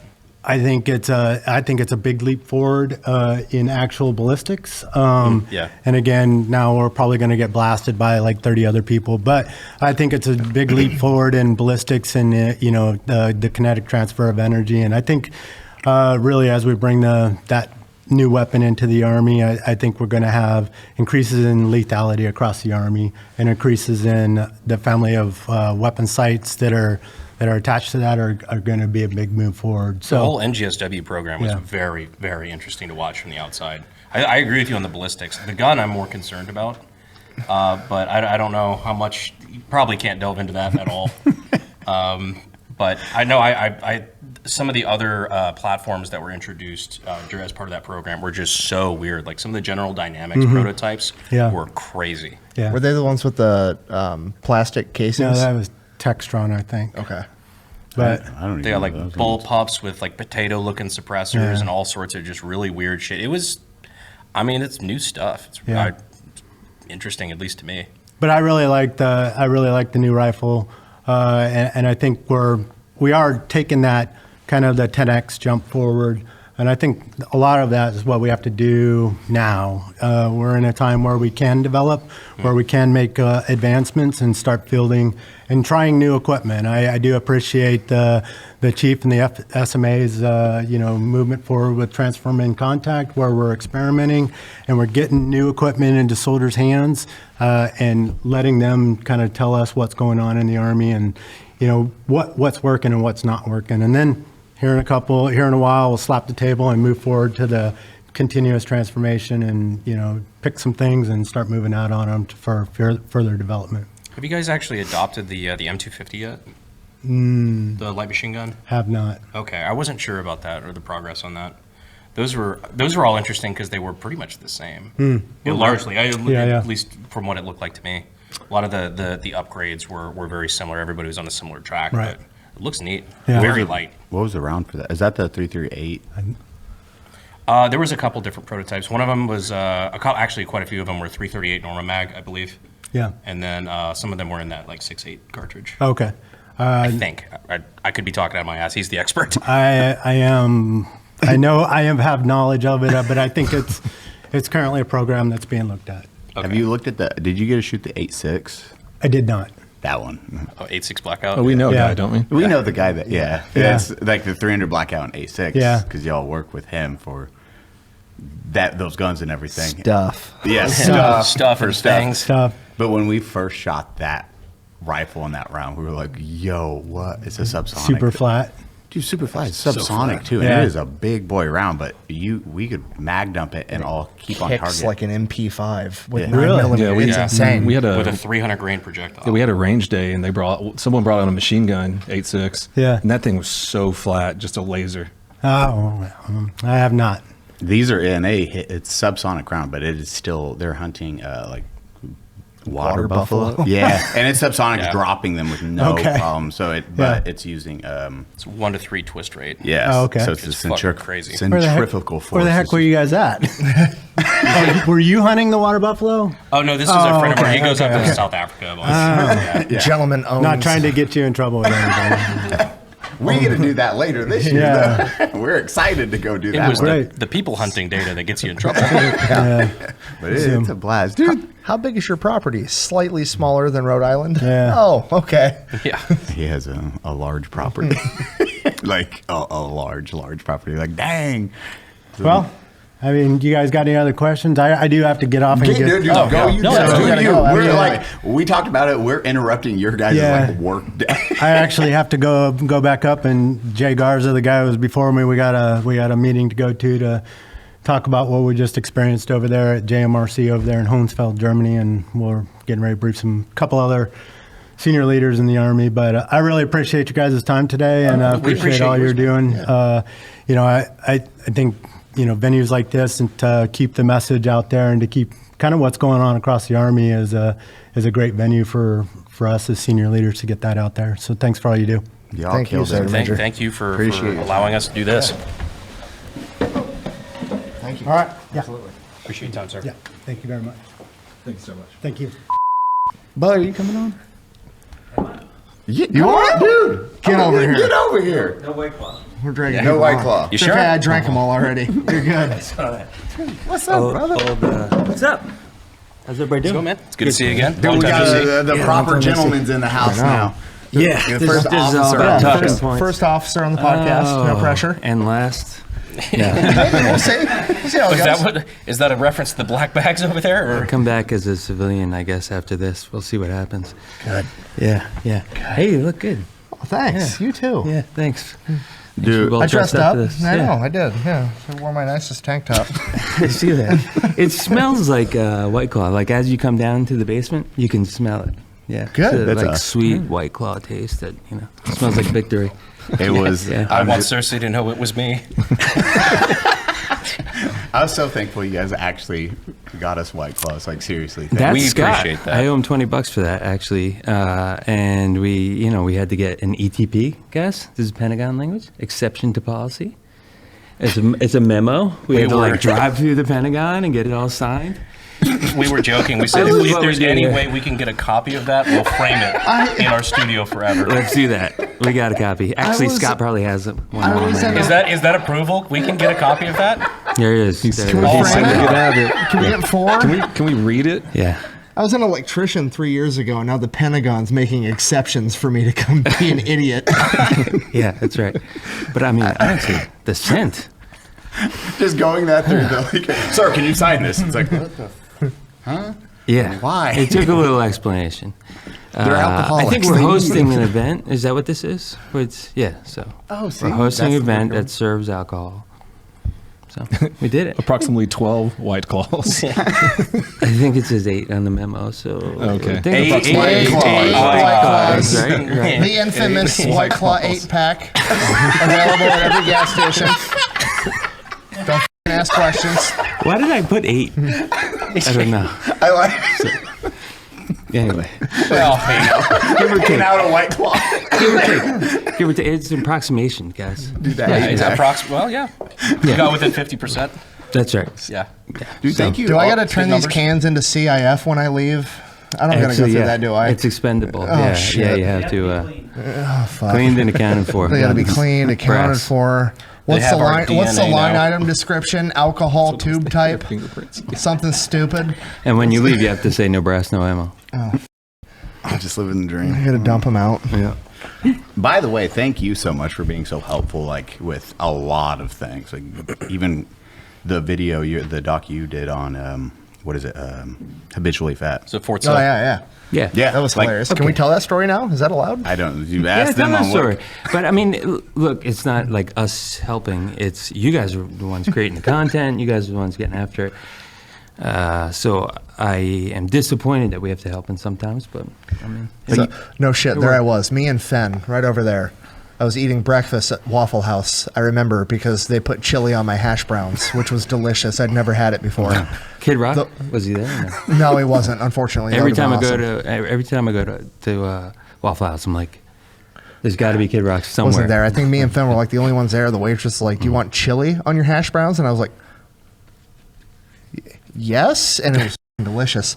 And she brings Write the that food down, out, Scott. and then I get a call from Fort Sill, and they're like, "We're not going to let you on post. We need to think about it for like 90 days." Because you guys were approved before, I was, right? oh yeah, I was approved, and I like flew to Oklahoma, coordinated with Finn. Finn flew to Oklahoma. We were at Waffle House, then we were leaving to go to Fort Sill, an hour away, and they're like, "Can't do it." And I'm like, "Well, I flew here. This is a huge waste of time and money, unfortunately." So I call Eli. I tell him, I was like, "I'm going to try to find a different museum or something. Try to not waste the trip." And Eli's like, "I got a guy. I'll call him." Eli calls me back 5 minutes later. My guy's going to make a call. And before I was able to finish breakfast, this guy was like, "Oh no, he's allowed to film at Fort Sill." And they rolled out the red carpet. Yeah. And we made Habitually Fat, the first episode, happen anyways. And it's a like, Yeah, it's a kick-ass episode. Yeah. dude, it's like all the love. That massive episode. Yeah, everybody loved Massive it. episode. For the Army too, right? Yeah. Yeah, it was all positive. Like, Everybody was super great. impressed. Yeah. No. Corey, the director of the, it's technically not a museum because everything's not demilled. Everything is still technically an active weapon system. In that case, I don't own a museum. Yeah. So Corey was super cool. That guy knew everything. I was throwing as the hardball questions as I could come up with, and the motherfucker knew every answer to everything immediately. So That's awesome. I mean, it just sucks to see that like the Army has so much cool shit like that they have for the purpose of posterity and, you know, keeping it for future generations so people can see this stuff. But, you know, not a lot of people can. And so, like, I think it's cool to have opportunities like that to be able to show people, like, hey, this is, you know, this is where we came from. This is what we did. look at all the cool shit we stole from the Germans and the Japanese in World War II. That was half the museum. I was a looking winner. at that in the hallways. Yeah. oh yeah. Quite a few war trophies. up there Everything in we the came halls. up to in that museum, Corey was like, "So there's only 3 of these on the planet. I have 2 of them. They're right here."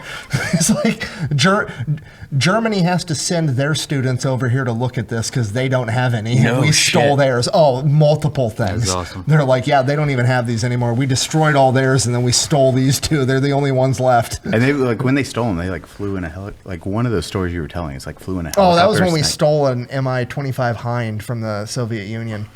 And they're No big like, deal. and it was like, "Oh, we No got big this, deal. we got this new badass Apache helicopter equivalent that's way better." And we're like, "Cool, we're gonna fly in, you know, the Night Stalkers. They're gonna land a plane, pull their helicopters out, fly in, yoink your shit, and then we're gonna realize it sucks.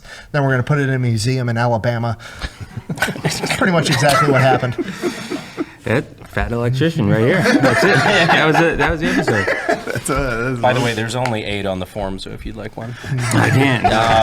On the form, it says we will not be drinking What if- government civilians or those in uniform. What if we blur out your uniform? He's a floating head. His head just cuts You off can for put the 5 tank seconds as he pulls it up, and then his uniform's back on. Yeah. Every time it just blurs the name tape. I It's a black box. that we just don't know what's raises in your up. coffee cup. So, True. I do.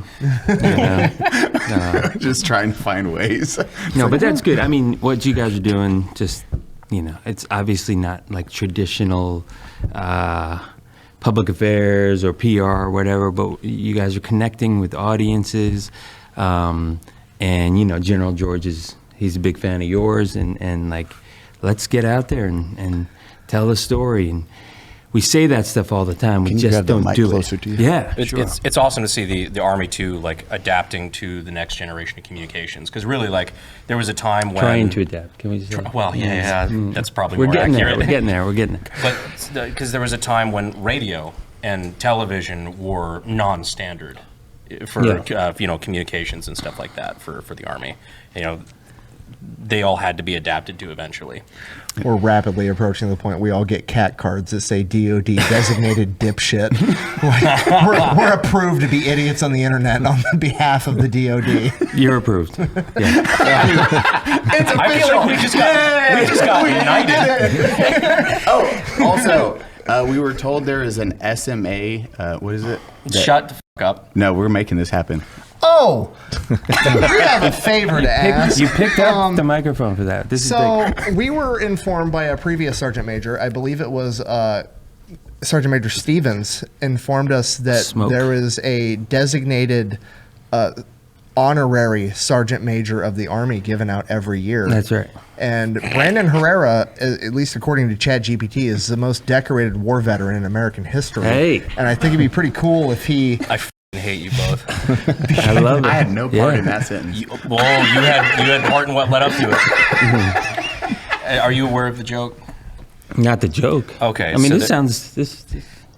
So I never served in any regard. I came from military family and everything. He's so humble. Born at Fort Bragg. But so you read my file. Yeah, we have a little card on you. Yeah, like this. Yeah. But the one episode, it was like the last Veterans Day. Yeah. Eli tried to pin his Purple Heart on me. I'm like, get that stolen valor away from me. And it became a running joke within the audience. Oh, and then, so yikes. they just kept making up more and more stuff. Every time we do live shows, they bring medals. Like, we have a huge military audience. They bring medals out to live shows and everything. And so now if you ask ChatGPT or Grok or any of those, it's... The meta one. Oh, wow. The meta ones, it's like they're celebrating the Medal of Honor recipient, Brandon. Okay. It's like AI has no idea. So I'm honored to be in your presence. Yeah. That's awesome. Congratulations. Clip it! God damn it. The joke is that this is the first time in American history, everybody's seen stolen valor, but nobody's seen forced valor before. Okay. And it's maybe all started with a joke. Maybe you deserve it. I don't know. He has Class A's. They've made him Class A's. He has virtual. No, like real. No, Somebody brought him with Class A's. Herrera, and then he has a blue cord. He has a CID. He has like a CAB. 17 Army Achievement Medals. He's got a Medal of Honor. Like 6 names. He's got 6 names. But are you a public affairs officer? Have you been to the Defense Information School? Can we Let's do it. add Yeah. that? I mean, Give him the I'm medal. looking at the audience. Can you add that? Let's go. Let's get them. Public affairs. There's no public affairs badge, is there? No, there's not. There might be now. Yeah. Like a PAO on the shoulder? According to the internet, he served in all 4 branches from World War II to current. And the hair just stayed the same. 60 years before my birth. Yeah. What is the Sergeant Major of the Army? What is that award or whatever that fake? What is it? Oh, for the civilian, the honorary Yeah, so SMA? probably asking the wrong guy-ish, but so people that really lean forward and help the Army in whatever way, in their personal capacity, they'll be recognized as an honorary sergeant major of the Army. Is there only one a year, or is there multiple? One a year, guys? Oh, Dan says one a year. Yeah. He's already raised year. $100,000 for veterans last 2 months ago. Yeah. And look what you guys are doing here. I mean, I know we're all joking and stuff. This is a Brandon's big like, deal. it's true, and I can't fight it. Yeah. I'm sweating, dude. He's raised like hundreds of...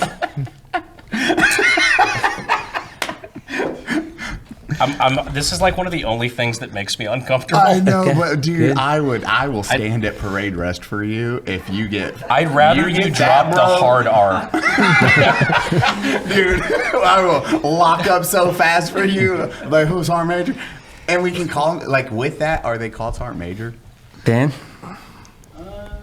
I don't believe so. I mean, you can probably do it. You can call him whatever you want. Civilian major. We're also this is first announced on Unsubscribe. We're going to have the Army Green Jacket Award every year, and same kind of concept. Those who help the Army civilian side will bestow them with the honorary green jacket. That's kind of cool. It'll become a club. Think about it in 10, 15 years. Like, you can have a gathering of green jackets, people getting together. That'd be cool. So that's a new thing rolling out? Yeah, so maybe we'll get to it by Army 250. Did you guys talk about the Army birthday? Not yet. Oh, man. What do you got? Just saving it for the end, huh? We got the 250 coming up. Yeah, the 250th anniversary of your United States Army, June 14th, right? Unless Yeah. you're in Canada. Yeah. In which case it will be your army. Moving along. He's like, fast forward. Between the U.S. Army and Kendrick Lamar, they don't stand a chance. I mean, let's be realistic. So we got the two. The E4s in the back got it. Dude, being an E4. They're just not in like this- us, I guess. How is being an E4 like? Wow. Is there an E4 here? I'd Is like it to right meet now? the No person. one's No. Dang it! Even being a sergeant, is it terrifying when you first were? Yeah. She's a pro. She's so serious. That's a normal Yeah. sergeant. Okay. Say that. Yeah. Well, that's the thing, because like in the Army, they give you that little sheet where they're like, list off your top 3 preferred bases, and we'll try to send you to where they want. Nobody lists Nobody the said the Pentagon. Pentagon. No. I never thought about that. Not a soul has ever I listened. didn't know that was an option, to be honest with you. Well, yeah, one of the E4s we were talking to earlier, he We said had this is his an first E4. This is duty his first station. assignment. Like, he's fresh wow. out of AIT. Wow. You get new. We shouldn't do that. You're like, what was his name again? Yeah, kind of. He's gone. Let's go to the line. I'm sure Sorry, the kid wants dude. to be on the line, just like we all want to be on the line. I'm sure he does. That's Right? I did not know they. Was he medic or something? PA, ComCam. Oh yeah. Okay. Yeah, he was. You're writing a new memo in your head right now. Like that was a mistake. Exception to policy. 12 White Claws and send this guy to the line. Like, son of a bitch. Whoever that guy's mom is, sorry. Yeah. Mom, I got a safe job at the Pentagon. Imagine what a wild ride that would be as a parent. You send your 18-year-old child off to Army basic training, and 9 months later hits you up. Mom, I'm stationed at the Pentagon. Never mind, the retard showed up with microphones, and now I'm not. Yeah, we would get to blame. I imagine he wants to go to the line, right? Don't you guys think? I- What if you got orders to the Pentagon? I There, would've been Sarge? very Yeah? confused. Laugh hysterically the entire time. Not that it's a bad place. We do a lot of good things here, okay? Holy moly. Guys, being on the Pentagon, all right? We're doing a good job. If I ever get a time machine, I would go back in time to like in Congress or whoever decided the Pentagon and be like, just listen to that drunk conversation between world leaders. Hear me out. Instead of 4 walls, what if it had 5 walls? Well, Build it huge. That's actually a good Fat Electrician story. It's 14 months it took to build the Pentagon? Did it really? It's a big ass building for 14 It's a big ass months. building, 14 months or 15 months. It was super short time. I mean, to compare that to like building a government building now. Anything. It's Yeah. so far from Mexico, you don't have good workers. That's what I was gonna say. I was like, my people built this Yeah. at that time span. I'm always like, so I'm sitting here, Just saying. and every time Brandon speaks, I'm like, don't respond. Don't respond. That's been my favorite part. My favorite part of the podcast is watching everybody behind the cameras laugh, and whoever's sitting right here just lock in. Just ignore. Just move on. What's the saying? There's pyramids in Mexico too. Nobody questions who built those. It's aliens in Egypt. And Mexico's like, no. Oh, we know about Yes, that. you've invented the complex geometric structure, a pile. Pentagon. So, Did you guys, did they hear about transformation in contact? No. All right, come on, let's talk about that. Wait, what is How are it? we on time? No, we're good. All right. Okay. We're on your time. We weren't How- expecting you. That's why I was like, hell yeah. The spokesman is here. So great. Okay. You probably shouldn't do this, spokesman. We're doing a great job. The White Claw man is here. Air quotes. Okay. No, transformation contact. So General George knows what we do at the Pentagon, right? And so we hope so. decided, instead of driving change from the Pentagon, right? Instead of us coming up, I'm doing it again. Us coming up with PowerPoint slides and telling the force, telling the rest of the Army, here's how it's going to be, here's the equipment you're going to use, here's how you're going to use it. So General George, being a line guy, and you know what this future E4 will be doing, we said, let's transform while the stuff is out there and get bottom-up lessons learned, right? So we're getting all the new equipment, kind of some of the stuff you talked about, all new equipment, and a brigade at a time, we're sending it down. This last brigade from Germany had 200, I think, drones. They had the new vehicles, they had the new guns, and you send it out down there, and we're like, here's some kind of loose parameters, and then tell us how it works. Tell us, you know, how you're going to use it. How would you integrate it in your formation? How does it work tactically in maneuver space? And then we take those lessons, so bottom up. Some of these drones don't work in the cold. Some of these drones are really good for this, but they're not good for that. Some of these robots are good for this, but not for that. We take all those lessons, then we put it in the Pentagon calculator, and then we start to make buying decisions and organization decisions based on bottom-up lessons learned. It seems like a normal thing to do, but it's not normal in Army or Pentagon way. Yeah, listening to the people who use the equipment. It's weird, right? Eli, how much did that happen when you were in? Do that. I'll just do that. Yeah. A So, lot. We got listened to quite a lot. so we're trying to do that. Actually, we are doing that. That's awesome. Out to your testament, it was him being able to film a video that fast with that turn, and that was the first time. And we That was said, insane. dude. And it was like, holy shit, that is good change. That is the change everyone would be happy to hear. Yeah. It is. Look, this got done quickly. That is wild. And now even what you're saying is like, hey, we're listening to the line, and it's actually going to be listened to really quickly at the top. And you guys are like rolling out changes, which We're is trying. wild. Yeah. I will say that when we had that dinner over in Austin that one night, like with General George, I didn't really know what to expect going in and just how the conversation was going to go. But you know, organizations like this, especially anything with government in it, you expect it to have like a good bit of bureaucracy and whatnot. But I was really, I found it a very pleasant surprise that he reminded me more of someone who spoke like a business person than a bureaucrat. And I was like, thank God. Yeah, right? yeah. And he's been an awesome contact, and I'm really enjoying seeing what he's doing. Thanks. Yeah. There's still the bureaucracy, to be fair. Sure. We're still governed by all these laws and acquisitions policy, and we're just The banging our Geneva heads against Convention. walls. The Geneva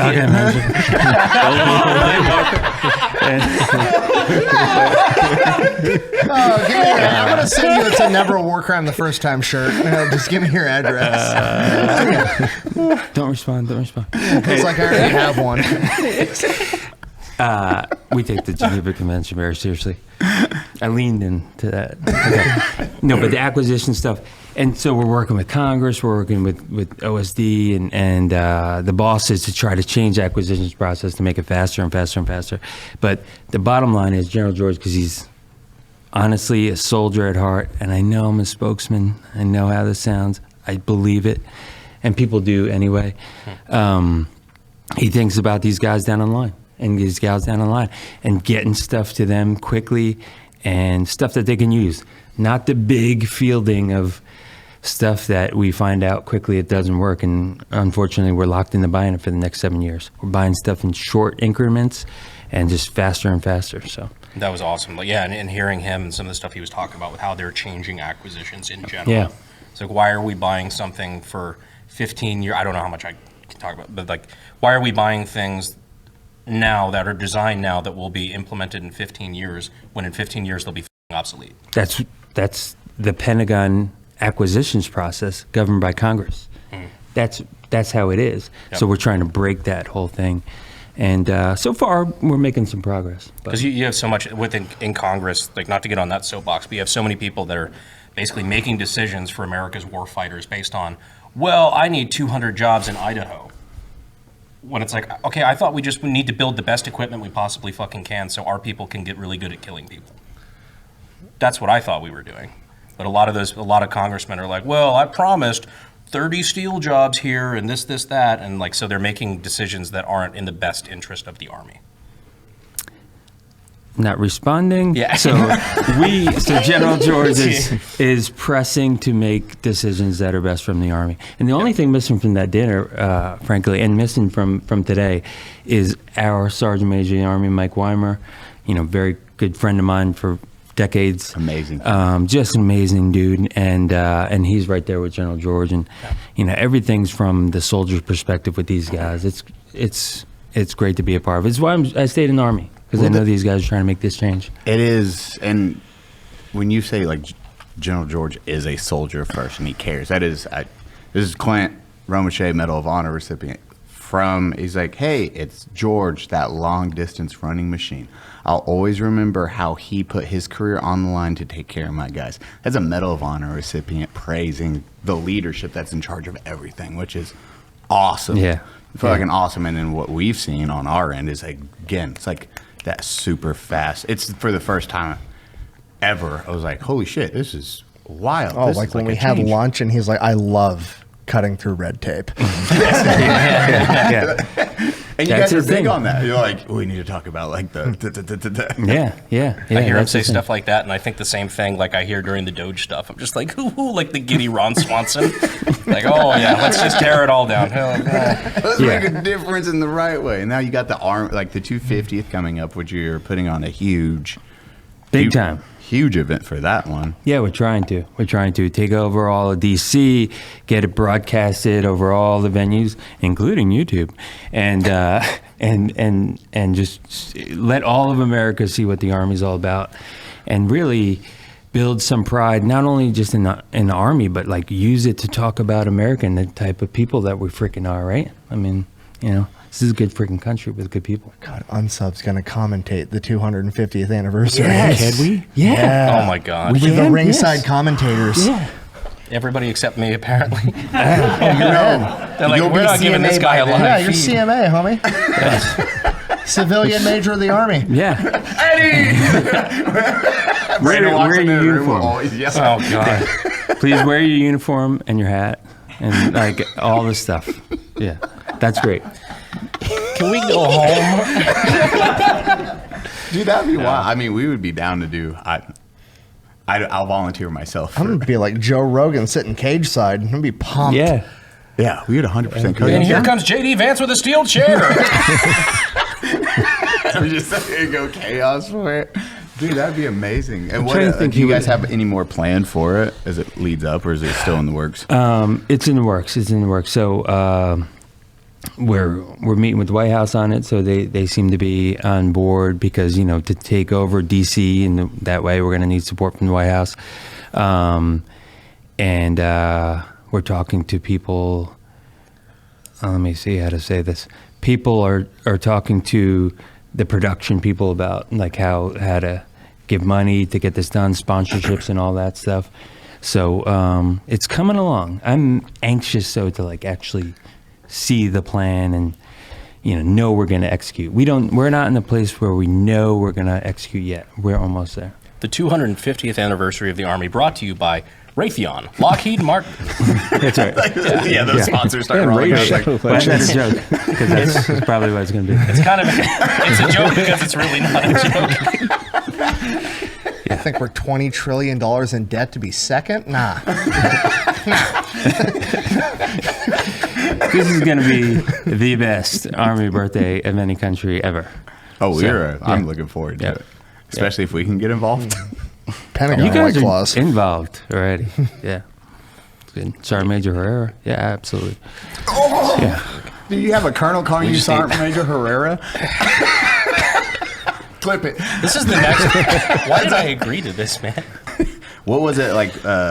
First meeting. What you met Brandon and I at the one event, and then we stayed in contact a little bit, but then you started watching, or is it your son that was super into Fat Electrician? Fat Electrician, yeah. I mean, admittedly, like I was super pumped on it, and then the Iranian Navy episode, good stuff. And so, of course, I'm like, hey, you gotta check this out, son. And anyway, so I'm not a super fan. My 15-year-old son is 16-year-old son. If you were a pirate, would you keep your parrot on this shoulder or this shoulder? That's right. Oh God. I like it on this one. Hairy armpits. Hairy armpits. That's good. Is that what you did to the people next to you on the plane? Maybe. You came in dressed up though. I know. This is my nicest tank top. No, man. but like you, when we first saw you, you had like a shirt on. He made me do it. Oh, okay. We talked. Yeah. Eli made me. Yeah, you come in through security with White Claw, put a shirt on. Something like that.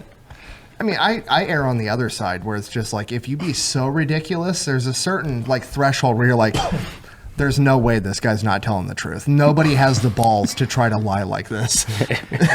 That's kind of my mantra as well. No, just kidding. Says the PR guy. No, but she asked a question. So we had dinner in Austin. That was cool. And then it was just, what was that next step for you? Were like, I'll actually listen to these guys maybe on some of the, or get involved, because that was mind blowing to all of us. Well, so I think there is a movement in the Army, and I should probably say across the DoD, to like recognize that you guys are talking to a lot of people, and a lot of people, not just the Americans that we care about, but a lot of people that we care about for recruiting and for support. And there's a need, or it's dumb not to outreach, right? And, you know, watch a couple episodes of Unsubscribe and Fat Electrician, and super excited to meet Donut Operator. By the way, do you go by Super excited to meet Donut Operator. Yeah, no, I didn't do that. See? That way you know it's legit. He just looked at you lovingly. Yeah. I mean, kind of a big deal. Anyway, so I loved he named everybody at this table. Except for the Admiral. You're like, yeah, You know what? We super can- excited for all you guys, and then there's the liability. We can edit it out, you know. Spokesperson for the Army is super excited to meet the guy that's notorious for breaking down shooting videos of. That's pretty cool. Where were we? So anyway, we should do more of this. It's interesting, and I'm going to say this in a polite way because I think a lot of the guy, a lawyer, this was actually yesterday, that was helping us get this exception to policy signed for the White Claws, the 8 White Claws, said, hey, it's a podcast, so I need to do a legal review. And we got into a not an argument, a professional discussion. I was like, I don't do legal reviews for media things. Like that's that's up to our expertise. And he's like, well, it's a podcast, so got to do a legal review. And I was like, no, you don't. So Don't negotiations start on will show autism test or that one. well, it demonstrates an institutional thing, right? So this guy who's got all good intentions, and he's trying to protect the boss in the Army. He's thinking that because it's a podcast. I'll stop doing that. Please, I love it. He felt like there was some extra measure of legal review that we had to do, and there's just simply not. What was the justification? Well, there wasn't.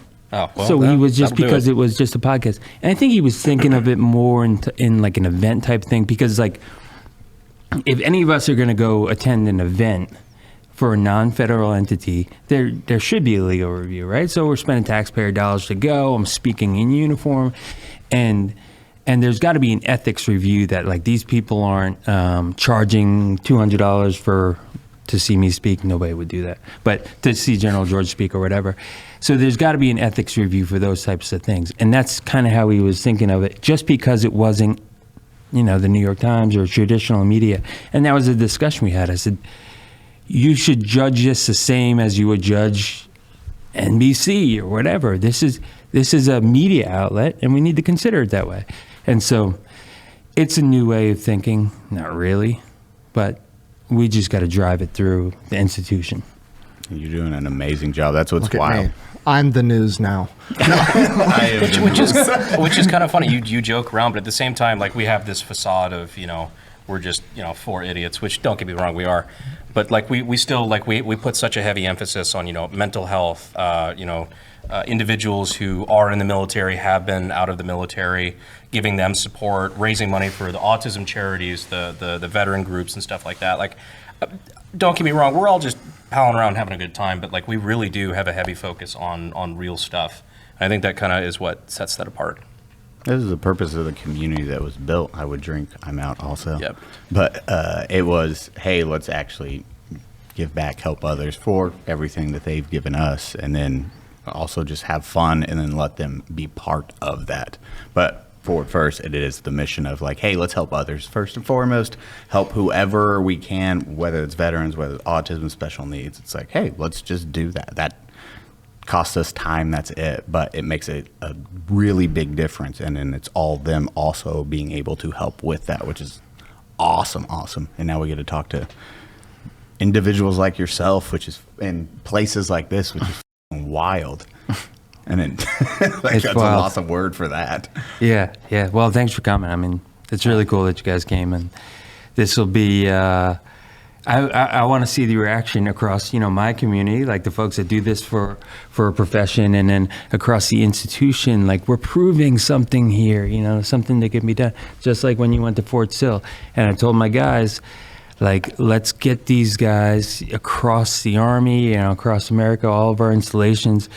You're welcome there. I can speak for General George and say, you're welcome to come out and just hang out or tape a podcast or, whatever. We're going to do combat diving school. We're going to do the, what do you call it? Blacking out? Yeah. He said, and I quote, I didn't really drown. My brain just had too much carbon monoxide in it. Or it was carbon dioxide, and it was like sometimes the tunnel just gets closer and closer and closer, and then somebody picks you up out of the water. I did. Shut up. Early in my time, I did a Discovery Channel Surviving the Cut. Is that what it was called? Yeah. I did an episode out in Key West. I was what a terrible assignment. It was terrible. I was a public affairs officer for the Special Forces School, and then I went down to Key West and helped facilitate that. I'm not a diver, but that was a cool experience. Great cadre of dudes down there, and they're literally on an island, but figuratively as well, just like by themselves out there, super professional, and it wasn't a bad time to spend a couple weeks out there either. So. Living the dream life. I wasn't diving, so just standing back behind the camera crew. That looks like it sucks. Yeah. We ran the gamut on that. You got Fort Drum and Key West. It's not too hard of a choice. Oh, man. Cody, you want to close us out? Bye, everyone. Thank you for coming to the Unsubscribed podcast. I was joined today by Eli Doubletap, Fat Electrician. How should I introduce you? Dave Butler. Dave Butler. Brandon Herrera, myself, Donald Operator. We are at the Pentagon, and we love you all. Thank you. Oh, yeah. Where can we find you anywhere? Kid's going to be so jealous. Social? Army? U.S. Army man? Well, if you're thinking about joining the Army, it's goarmy.com. And our regular social is at U.S. Army. Thank you, Dan. And in 25 years, you could be right here. Being interviewed by us. Or if you start making videos on the internet, you could be here in 3 years. Just saying. Wait. It's better to join the Army. That's where you got your start. Yeah, no, I wouldn't be here if I didn't join the Army first, but What he said. Do that and then 3 years of stupid internet videos, and then you get to sit next to this guy. Love you guys.